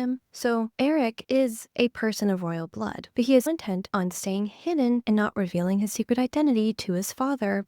He would much rather Violet and Xaden be put in a very uncomfortable position. He much rather halt the task force in its tracks, all because of his own selfish intentions. Now, I don't know if this is because Rebecca Yarros is intent on character assassinating every other character to make Violet look better, but none of these characters are people that I would want to root for or even want to be friends with. Mira is willing to sacrifice the world for Violet, so is Xaden, and Eric is willing to sacrifice millions of people's lives in order to keep his identity concealed from his father. All of these people are so selfish, and it just makes it so difficult for me to root for any of these people or even believe that they want to help out in the war proceedings because they are willing to put other people's lives at stake. These people make Patrick Star look like a master war strategist.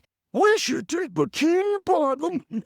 Why should it so close? I do not like the fact that Eric is willing to sacrifice the task force in order to continue to cosplay as a peasant at Fourth Wing. I predict that Halden is not going to last very long. He's going to possibly die by the end of this series, and then Eric might take over, so that's why Rebecca Yarros is trying to protect him, right? Because all of Violet's friends are rewarded. He's going to become the heir to the throne, so that way Violet has a future king in her pocket, and she can continue to get whatever she wants for the rest of the series. I also have a prediction about where her and Xaden are going to end up by the end of this, but we'll get to that later. So Violet establishes already that they had a plan A, which was to wait for the council to finally make up their minds, and their plan B is just to go themselves, which would be treason. Who cares? I'm sure if you saved the world, people would understand. And then Xaden and Violet have yet another fight about the fact that Xaden is turning Venon, and Violet just refuses to see reason. And then it's finally revealed that Xaden has been named the Duke of Tyrandor, and someone will most likely have to take his place once he inevitably turns full Venom. And Violet thinks to herself, he's the Duke of Tyrandor. This is so much bigger than how I feel about him now. There's an entire province depending on him. I need to find a cure. That means Xaden aligns tonight, even if it means I'll be a traitor by morning. So finally, Violet starts to be a little more proactive in this scenario, but it won't last very long. And what Violet is planning to do is to actually temper the wards so that way the Griffin Flyers can access their magic. And this is something that the Scenarium are still trying to deliberate on in their peace treaty. The Violet is going against that in order to help her Griffin Flyers out, which again, why Mira and Sawyer couldn't just do this on their own while Violet and her friends went off to find the Irid? You tell me, I have absolutely no clue. I guess Violet just needs to have her hands in all operations of the rebellion, whether or not she's actually useful. So she gets the gang together and they go to Sawyer in order to convince him to help them with the runes. They need him in his metallurgist abilities because they need someone who can operate with iron in order to make these runes official. And I do want to also point out that Sawyer is still healing and Violet is strong-arming him to do something that could also get him in trouble. Even though I understand that this is for the greater good, Violet is still willing to sacrifice her friends and put them in danger so she can get what she wants. And Riddick is the one who finally convinces him to help them out. And also because Violet is vying for the Worst Girlfriend of the Year award, she also does not tell Xaden what they are up to. And then Mira, who can strengthen the wards, appears because for some reason Violet didn't involve her in this treasonous act. It also goes to show Violet's own ineptitude because Mira could tell what she was doing from a mile away. Mira puts her hands on her hips, and to think I figured I was overreacting when I dismissed the guards and took their place. How did you know? Because I know you. She levels a withering look at me, and then Violet tells Mira, we know the risks. The wards fall, then it looks like there's a mass migration to Arisha, and I'm truly on a ticking clock to find Andarna's kind. But they won't because you found the solution and you're never wrong. So I'm asking you again, are you going to stop me? And then Mira leaves to go get Brennan. And Violet says, I guess this is now a family affair. And as they're trying to figure out the wards, Violet finally has a very vulnerable moment with Rhiannon about the death of her mother. And I really did enjoy this moment between the two of them. I just wish that there were more moments like this in the rest of the story. I couldn't stop her, I whispered, forcing my watery eyes open as she was right there and I couldn't stop her. Not even sure if I miss her or the chance we had at eventually being something. Maybe not what you and your mom have, but something. And this is while Mira and Sawyer are messing around with the runes and trying to make it so the Griffin Flyers can access their magic. And before I forget, we did check off another box on the bingo card, and that is Violet and her friends break the rules, which is going to be very consistent this entire book. And then we finally get into Battle Brief between Professor Devora and Keandra. So as the teachers are leading this discussion, Colonel Atos enters the room. Now keep in mind, this is a man who is willing to torture his own students and cadets to get information that he wants using illegal methods. He is willing to put riders and their dragons at risk for his own vindictive means, and who has lied to his cadets in the entire War College about the existence of the Venon, and he is somehow promoted. I'm not sure if this is a critique on the military as a whole, or if it's just Rebecca Yarros sloppily trying to keep this man around in order to stir up trouble between Violet and her friends. Colonel Atos walks in for Violet, of course, because this man is more obsessed with Violet than Xaden is at this point. And Violet assures her friends that she'll be fine, which is incredibly ironic considering this next line. You are hereby charged with high treason against the Kingdom of Navarre. Violet is somehow surprised by this. I'm not sure how. She literally admitted the fact that they would be committing treason in the previous chapter, and here she's shocked that there are consequences to her actions.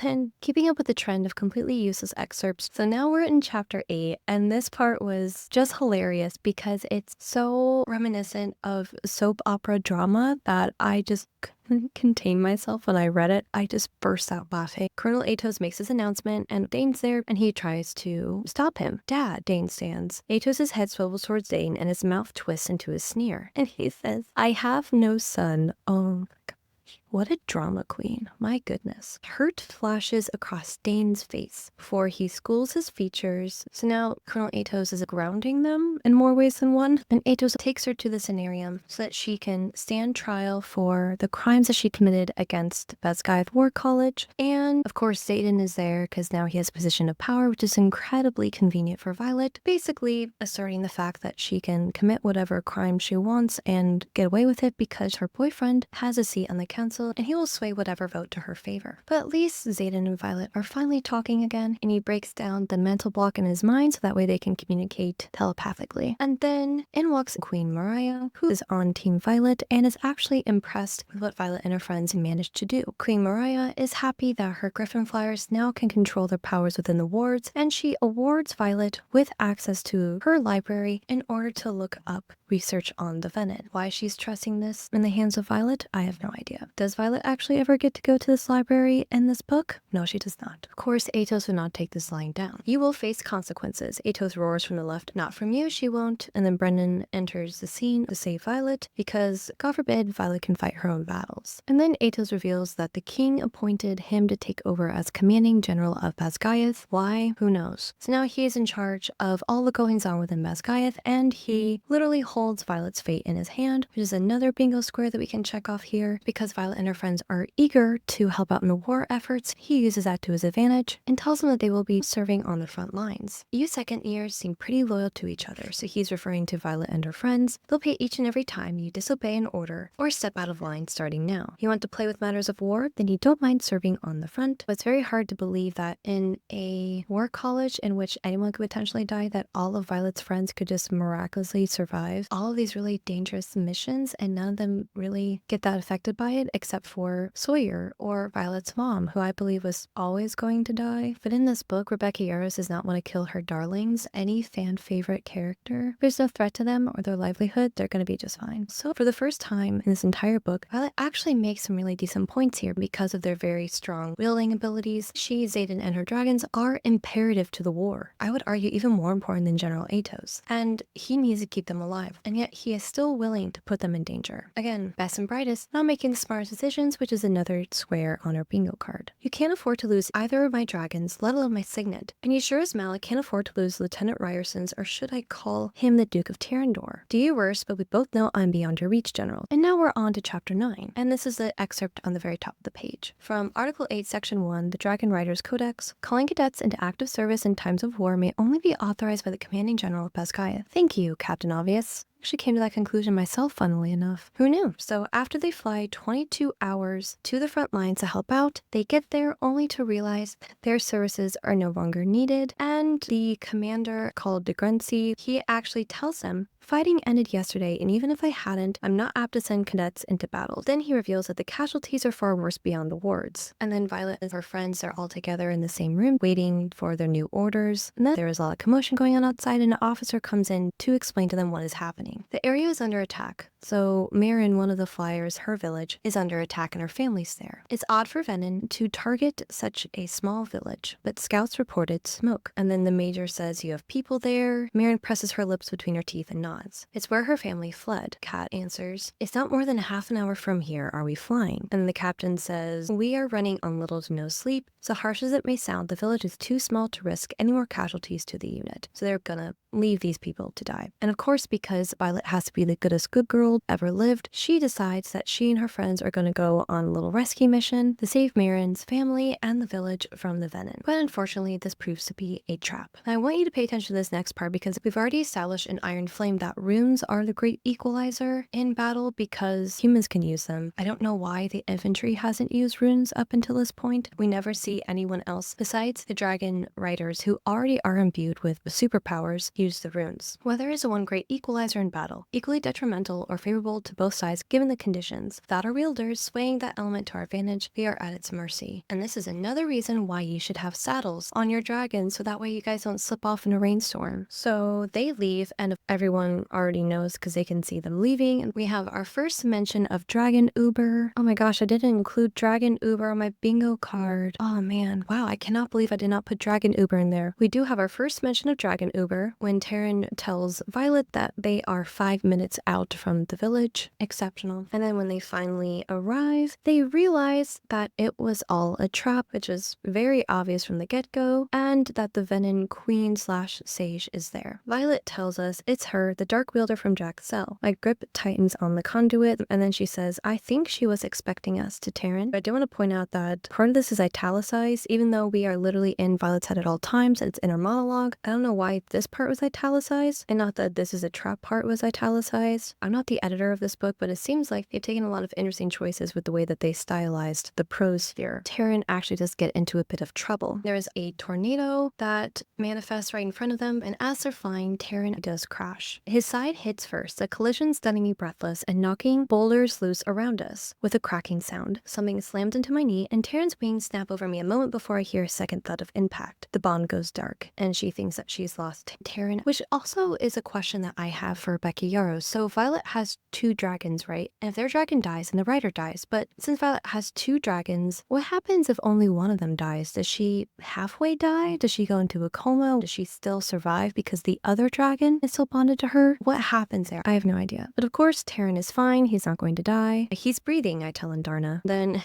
Later revealed that Violet did get injured, Just a flesh wound. another score on the bingo card, and her knee is actually very badly dislocated. I glance down my leg and a scream works its way up my throat as agony hits. I realize my kneecap isn't where it's supposed to be. Searing pain hurtles up my leg and spine, stealing logical thought as it consumes me, coming in waves that match my heartbeat. The fact that they fell hundreds of feet, and the only injury that she suffers is a dislocated knee, and the fact that Violet walks away from many of these interactions, where it's very draining on the body, basically unscathed. And I do find that a little bit hard to believe. And then Garrick helps her put her knee back in place, so she's totally fine now. And they're still trying to go save the villagers, and they're helping Marin's family first, of course. And then they comment on the tornado and the fact that Garrick got there super quickly, because it's later revealed that he's actually a windwalker. So I guess that means that he can move super fast like Quicksilver from X-Men. Shocking. And then that's when it's revealed that he came on behalf of Xaden. He is Xaden's little errand boy. Then he says, the second he heard you were charging off into danger, he became unreasonable. I've never seen him like that, ever. I don't even want to think about what he would have done if he'd been out there beyond the wards, because I thought he was going to rip the stones from the wall. He always prided himself on control. Does he have control? Ever? He has to when he wields that much power, and I'm telling you, he lost it. He's not himself. So I'm not sure if that's alluding to the fact that he is now a Venon,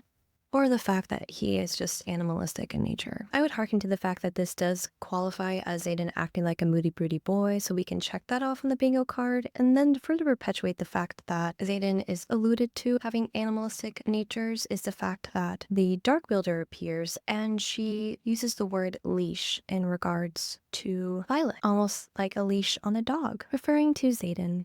All right, that's it. Dishonor. Dishonor on your whole family. Make a note of this. Dishonor on you. Dishonor on your cow. So within the course of 90 pages, we have officially dubbed Xaden the Dark One twice. We've also compared him to a dog and portrayed him as this visceral, moody beast who can barely keep his emotions in check. I am pretty appalled at this kind of character work, and I can only imagine how much further Rebecca Yarros is going to dehumanize his character for us. The Venom Queen reappears, and she is disappointed that they fell so readily into this trap. And this is a great big reveal that she is actually Storm from X-Men, and she can control the weather, just like Violet's mother. And it's a funny moment because Violet suddenly realized that she is just like other girls, and her power isn't as unique as she previously thought it was. Holy Dune, she wielded lightning, but Venom aren't supposed to have signet, let alone mine. Let's be tough being just like other girls. Violet apparently is more upset at the fact that she's not as unique as she thought, rather than this Venom can wield lightning. Someone really needs to sort out her priorities. And then as she is drawing closer, Violet telepathically talks to Andarna. Now wouldn't it be a bad time to manifest a second signet? Yeah, if only we had the ability to stop time. That would be incredibly useful, wouldn't it? But no, Andarna grew out of her time travel capabilities when she became an adolescent dragon. I guess that's how magic works in this world. You can literally outgrow magic and time somehow. Then Andarna says, as if I can control how to use my power. A glance is all I can afford with the Dark Wielder sauntering towards us. And then she tells them to thank her, and Garrick says, thank you for what exactly? And then she says, not killing you, of course. Though I must say, I'm disappointed you were so easily lured from your wards. Then she says, shame the girl's family, raise weapons at me, or they might have lived. So Violet's efforts were all for nothing. Fabulous. And then she says, you killed Marin's family to lure me? Are you actually impressed that someone would go through all this trouble for you? When I first read that, I thought that Violet was flattered. The queen mentions that she only killed the parents and the boys were left as a sign of goodwill. And then she lifts Garrick in the air using her air powers. Then she says, you, I'm curious about, because everything has to be about Violet, that everyone else besides her and Xaden are disposable, and she would just be willing to kill everyone. And then the sage goes on to say that she and Violet are made for each other, and that they are fated to be together. I think you and I are destined to do this forever. Our paths are too entwined to begin with such hostility. You answer a single question, and I'll return the walker to the ground. That seems a civil start to our relationship, don't you think, Violet? And then she reveals that her name is Theophany, and that she knows quite a bit about her, and Violet thinks it's because of Jack, and that he's interconnected with them somehow. And she calls her out for having main character syndrome, which I find to be funny. Bonding one dragon is enviable, and all that power just given to you. Her mouth tightens, but 2 is unheard of. Aren't you the luckiest girl in the continent? Maybe that's me, being close by when your morning star tail was spotted. I hate the names for the dragons, they're such a mouthful. And then she lowers Garrick to the ground, and then she wants to know Violet's history with bonding with her dragons. She wants to know if Taryn or Andarna were the first ones to bond with her. I don't know why that's relevant. And then she reveals that Andarna's true name of her species is actually Irid, and she wants to know more about Andarna. Darna, thus proving that the Venon are way smarter and more knowledgeable than all of Basgiath combined. And this is in chapter 11. And Darna, upon hearing the name, realizes that, yes, I remember now, that is what my kind are called. I'm an Arid scorpion tail. I hate these names so much. And I have to say before we move on that I believe that Darna is probably the best character out of this entire story because motivations have been the most constant from the very beginning of the series. Ever since the first book, she's been very curious about who she is. She's been wanting to find out who she is, her identity, and then that slowly progressed into finding her people. She's also a very kind character, very sweet, and she's the only one who encourages Violet to actually feel her feelings. And I really like that. She's the one person I would describe as having very positive feminine energy. I really wish that more characters would adopt her philosophy of pacifism and trying to find the good in people and trying to stay positive. She really does brighten up the book a whole lot, and she's a breath of fresh air compared to Violet, who in my opinion should not have friends. Honestly, the way that she treats her friends as these disposable obstacles or her own servants at her own beck and call who follow her orders, who are subservient to her, who are second to her in her sex doll of a boyfriend. And she never really seems to care about them. She never really asks them questions about their life. She's so wrapped up in what she and Xaden are doing that she doesn't really seem to care all that much. Even her own brother and sister, she's barely curious about them at all except for what they could do for her. She never listens to them when they have differing opinions or when they're critical of her and Xaden, even though they put their lives on the line to save her. She also withholds relevant information from them because it could possibly hurt Xaden, and she admits more than once that her intentions are selfish. She is a very flawed character, but she's never allowed to grow or progress or become better because Rebecca Yarros has already decided in her mind that Violet is perfect and therefore never really has to apologize for anything. A lot of this treatment of Violet feels very unearned. Everyone seems to kiss the ground that she walks on, and she doesn't really do anything to really deserve that level of affection from characters that she sees as disposable. And then Violet tells her to fly for the wards. She's not here for me, she wants you. And then, of course, Darna argues with her. She says, I will not abandon you. And then Violet tells her, everyone on the continent needs you alive, now fly. So fly away from there. And Theophany continues to taunt Violet. Even though she escaped, this won't be the last time they see each other. And then she laughs at the fact that no one knows who Darna is, which I also find to be incredibly funny as well. You know how short mortal memory can be, and then revealing that she might actually not be mortal, that she may be immortal. And my theory is that she has existed since the first Venon war against the humans, and that's why she wants Darna. And then she and Garrick return safely, and then Garrick does reveal that he has a second signet power, which is wind walking, and that he can he can travel thousands of miles in a minute, which I would say is very useful, almost as useful as the ability to stop time. And then he tells Violet that of course she will get a second signet, which is understandable considering the fact that she has 2 dragons. And then she tells him to go back to the squad to report what happened. And then Violet asked Heron if he knew the whole time because Heron is known for keeping secrets from her. Did you know? I asked Heron. We do not gossip about our writers. Why not? If you did gossip about your writers, then Jack's dragon would still be alive now. Because keeping the Venon a secret is really costing people and dragon lives. Why would you not tell people that Jack has turned Venon? No idea. And then he literally goes back on his word by saying he's not going to gossip about anything. And then Brennan shows up and he knew that she was hurt. And then she says, so much for not gossiping about our writers. Everything in this book contradicts itself. She says one thing on one page and literally goes back on that promise the next page, and nothing is consistent here. And that's just why it's so confusing with the world building and with character motivations, is because they change all the time. Even when they're set in stone, they go back on them, and it's, are you just outright lying to us, or are you just so incapable of keeping anything consistent in these stories at all? And then Xaden is there, and Xaden shows up, of course, because he's concerned about her. He's very upset at Violet, and I would be too, because she risked her life and the life of her squad mates to go on a mission that was clearly a trap, which proves why Violet has no autonomy whatsoever, because every decision that she makes is a terrible one, and also calls the question, why not just go find Darna's people? If you're willing to risk your life for arbitrary little tiny missions, when the most important one, the one that will literally save all of the continent from the Venon, she does not do. You could literally nip this war in the bud by going to find Darna's people, but I guess they needed to find out what the name was and to reveal that the Venon are way more knowledgeable about all of this stuff than they are. What was the point of that? We could have had that interaction when they attacked the castle in the first place, and that would have been the spark that gave them the extra push out the door to go find Darna's people. This entire scene just seems like a waste of time. It feels like Rebecca Yarros is trying to prove to the reader that Violet is such a nice person and she's willing to sacrifice herself for the greater good, but the greater good is finding the cure for the Venon, and she's not doing it.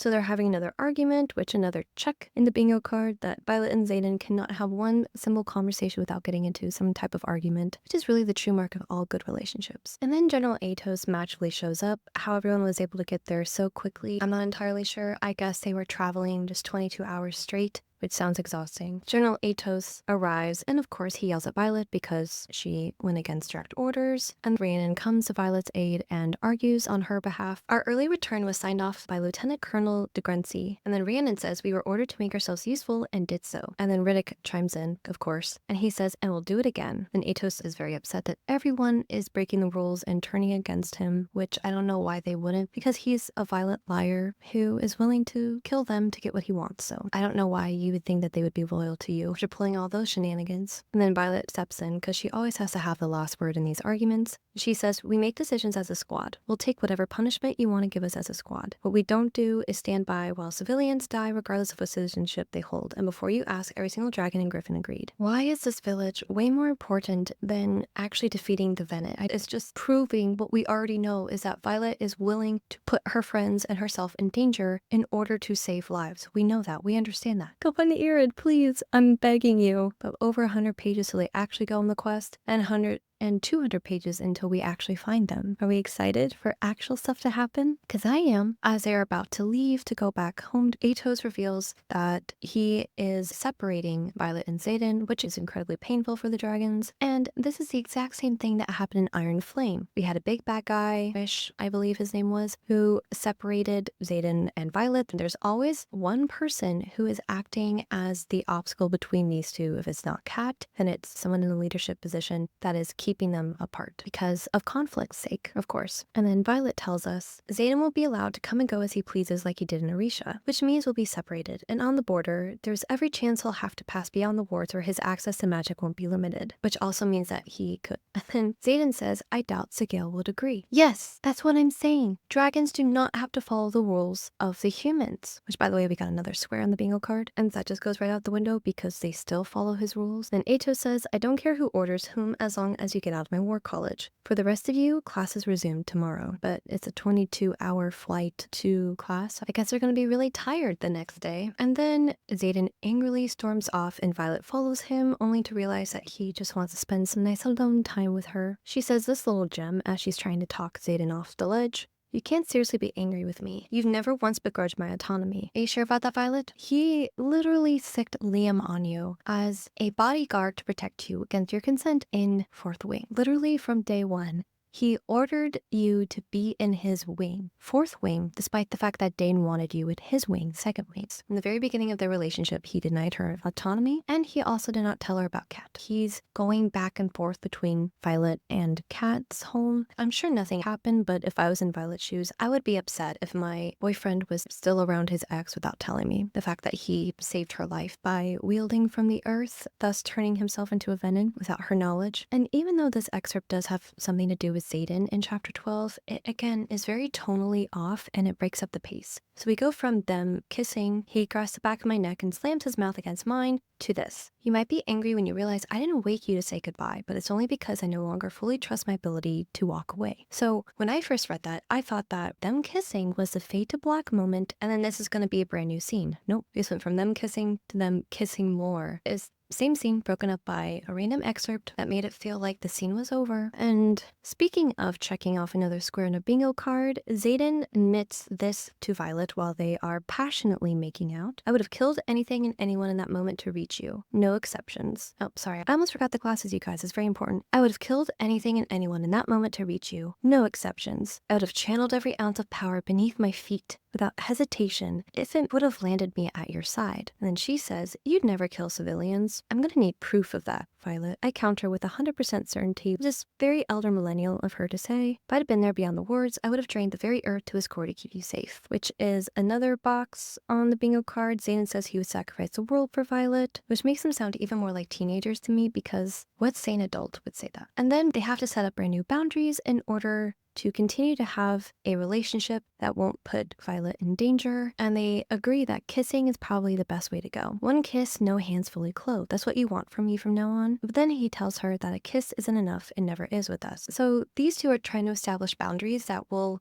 not only satisfy both of them, but also protect each other. And Xaden is refusing to stay within those boundaries. A man who supposedly respects her autonomy. And then Violet says that her libido is another extra little motivate her for her to try to save her boyfriend, thus confirming the fact that Xaden really has no other purpose in her life other than in the bedroom. And that's the line. If it means I don't have to get you in my bed until I find a way to cure you, then I guess that's just extra incentive for me to work quickly, isn't it? Really, Violet, that's the only thing that's incentivizing you at the moment. And then throw a bucket of ice cold water onto the situation to diffuse it. They decide to talk about second signet power, and then I laugh at this because apparently now Violet is totally fine with Xaden keeping secrets, despite the fact that in Iron Flame, she was on the verge of tears the entire book because he wouldn't trust her with rebel secrets, despite the fact that the minute that he actually trusted her with said secrets, she immediately turned and told all of her friends. I guess she just got over it. And then she reveals that Liam actually had a second signet power. It was to wield ice like Rid. And again, this is brand new information to Violet, a character who is supposedly book smart, who did not know that second signet powers existed. It's just hard to believe. It would make way more sense if this book took place in the very beginning of human and dragon bonds, so that would explain why they aren't very knowledgeable on very basic dragon-human bond traits. And I feel like that would have been a much more rewarding experience for the readers if we were exploring all of these different aspects of the world together, rather than making the characters look incompetent. And then Violet reveals that she believes that the Venon also have signet powers and that the Venon Sage Queen also can control weather. And then Violet wakes up the next morning to get ready for physics class because that class proves to be so useful in this war. And she gets a letter from Xaden. And I actually did enjoy this part, which I thought was really cute. And I wish we got to see this way more throughout these books because it just seemed like these people are constantly fighting, constantly bickering, and it just gets tiring after a while. So I did like these rare moments of levity, but of course this letter does reveal slightly bad news. So Xaden is off fighting in Fervin, and he won't exactly be back on time because he's tired. And he says, it is worse than we imagined beyond the wards, but I have a solution in mind to prevent future burnouts. So Violet is of course worried about her boyfriend because he's putting his life in danger. It's war. Babe, I don't know what you expected. But anyway, so she meets up with her friends after class, and they decide to go pay Jack a little visit.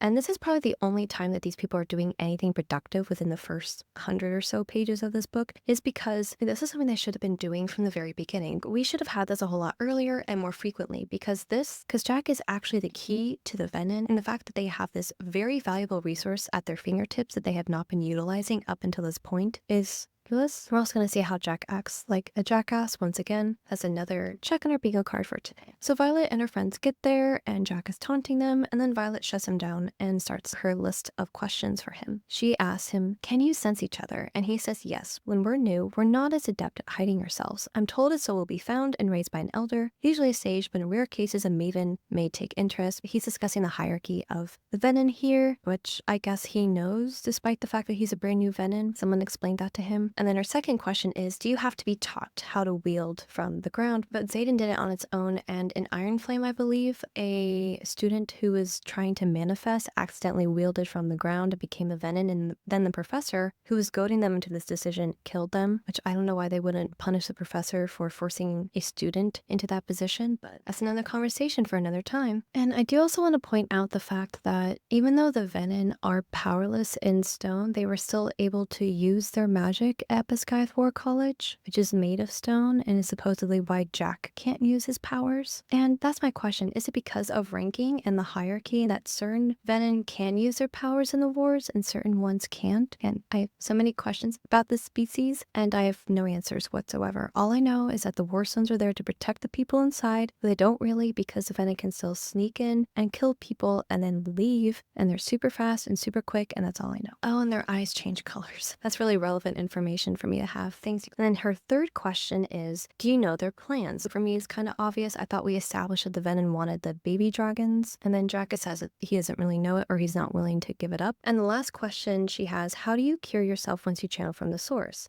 And Jack says, cure? He looks at me like I've lost my mind. You talk like I'm diseased, when what I really am is free. Well, free in heart. We trade some of our autonomy in the exchange for unfettered access to power. Maybe you see it as a loss for our soul, but we aren't burdened by conscience or weakened by emotional attachment. We advance based on our own capabilities and our own talents and not the whim of some creature. There's no cure because magic does not negotiate, and we do not wish to be cured. So implying there that they have no ties to their dragon, no ties to their human mates. So now that Xaden is becoming a Venon, he and Violet will not be linked in that way. So if either of them were to die, then the other one wouldn't be affected by it. That's my thought process here. And also they can use their powers without their dragons. So Jack is essentially implying here that there is no cure, but even if there was, why would you want one? Because you're able to operate without relying so much on the dragons, which I can see why that would be intriguing to someone. They would basically be the masters of their own fate, and they could control their powers without being reliant on the dragons, even though the runes do exist and they're the great equalizer. But we haven't really seen Jack and his powers in action. We don't really get to see a lot of why these people would really want to make that change. Nothing about these Venon really seem to be that evil. We are told that the Venon are bad, but we're not really shown it, and any opportunity that we do have to see it, they don't really come across as more or less evil than the Navarian government, who lie to their people about the Venon and their existence. They're equally as bad, and we never talk about that in this book. Last and final point I do want to make before we wrap this video up, at the end of chapter 12, they wrap up their little interview with Jack. And Jack reveals the only reason why he is answering Violet's question is because he enjoys taunting her, which we already know, and the fact that he knows that Ryerson will turn Venon and it will pain her even more. That look right there is why I chose to answer your questions, for the satisfaction of us both knowing that I can still cut you and I don't have to lift a blade. So he likes the fact that he still has a little bit of power over Violet. And as Violet and Imogen, they catch up with their friends, and then it's chapter 13. So I'm going to pause the video right there, you guys, but I feel like that's a pretty good place to leave off.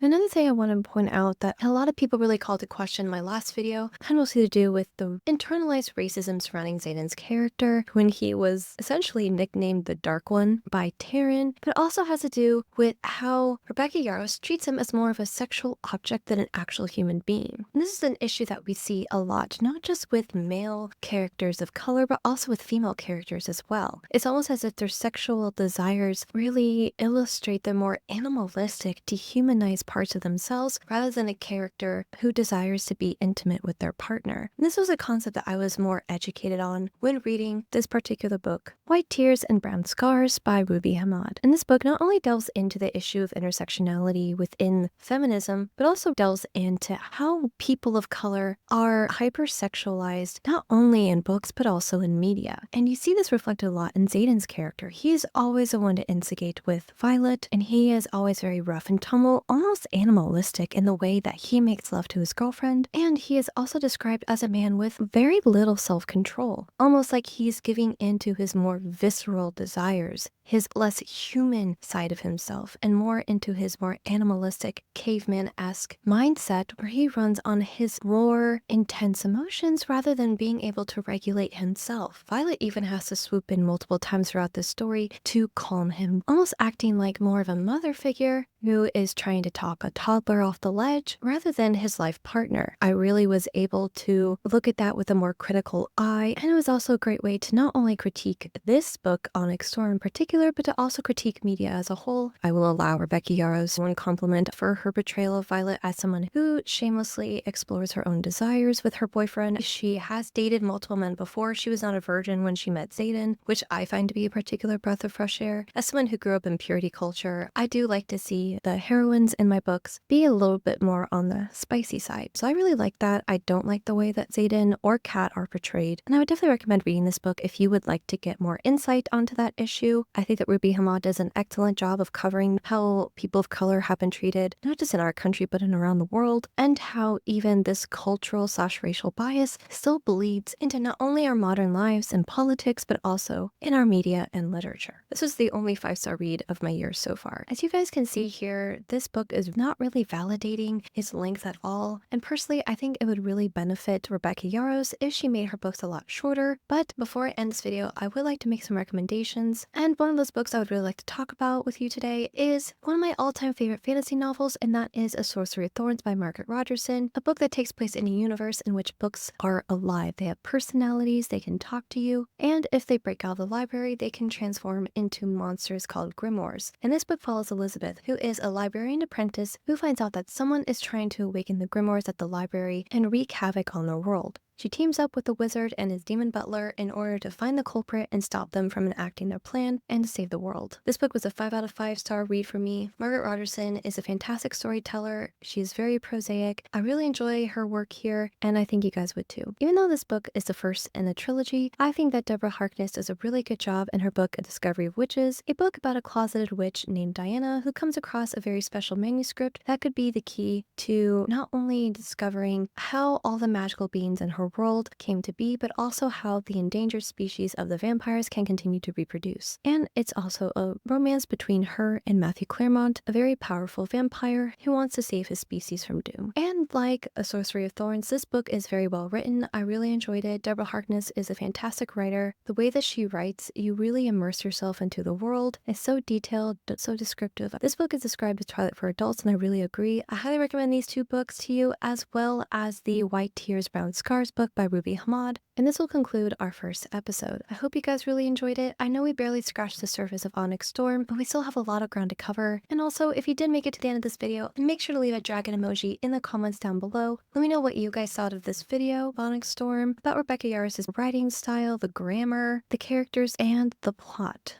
If there are any books that you guys would like me to read and review on my channel, please let me know. I'm always open to suggestions. And of course, if you'd like to become a member and have even more say to the videos that I publish on this channel, feel free to do so. You also get priority in the comments. You get members only content, access to live streams, and my Discord chat as well. And subscribe if you like notifications on my future videos on this channel. I really appreciate you guys, and I hope you all have a great rest of your day, and I will see you soon.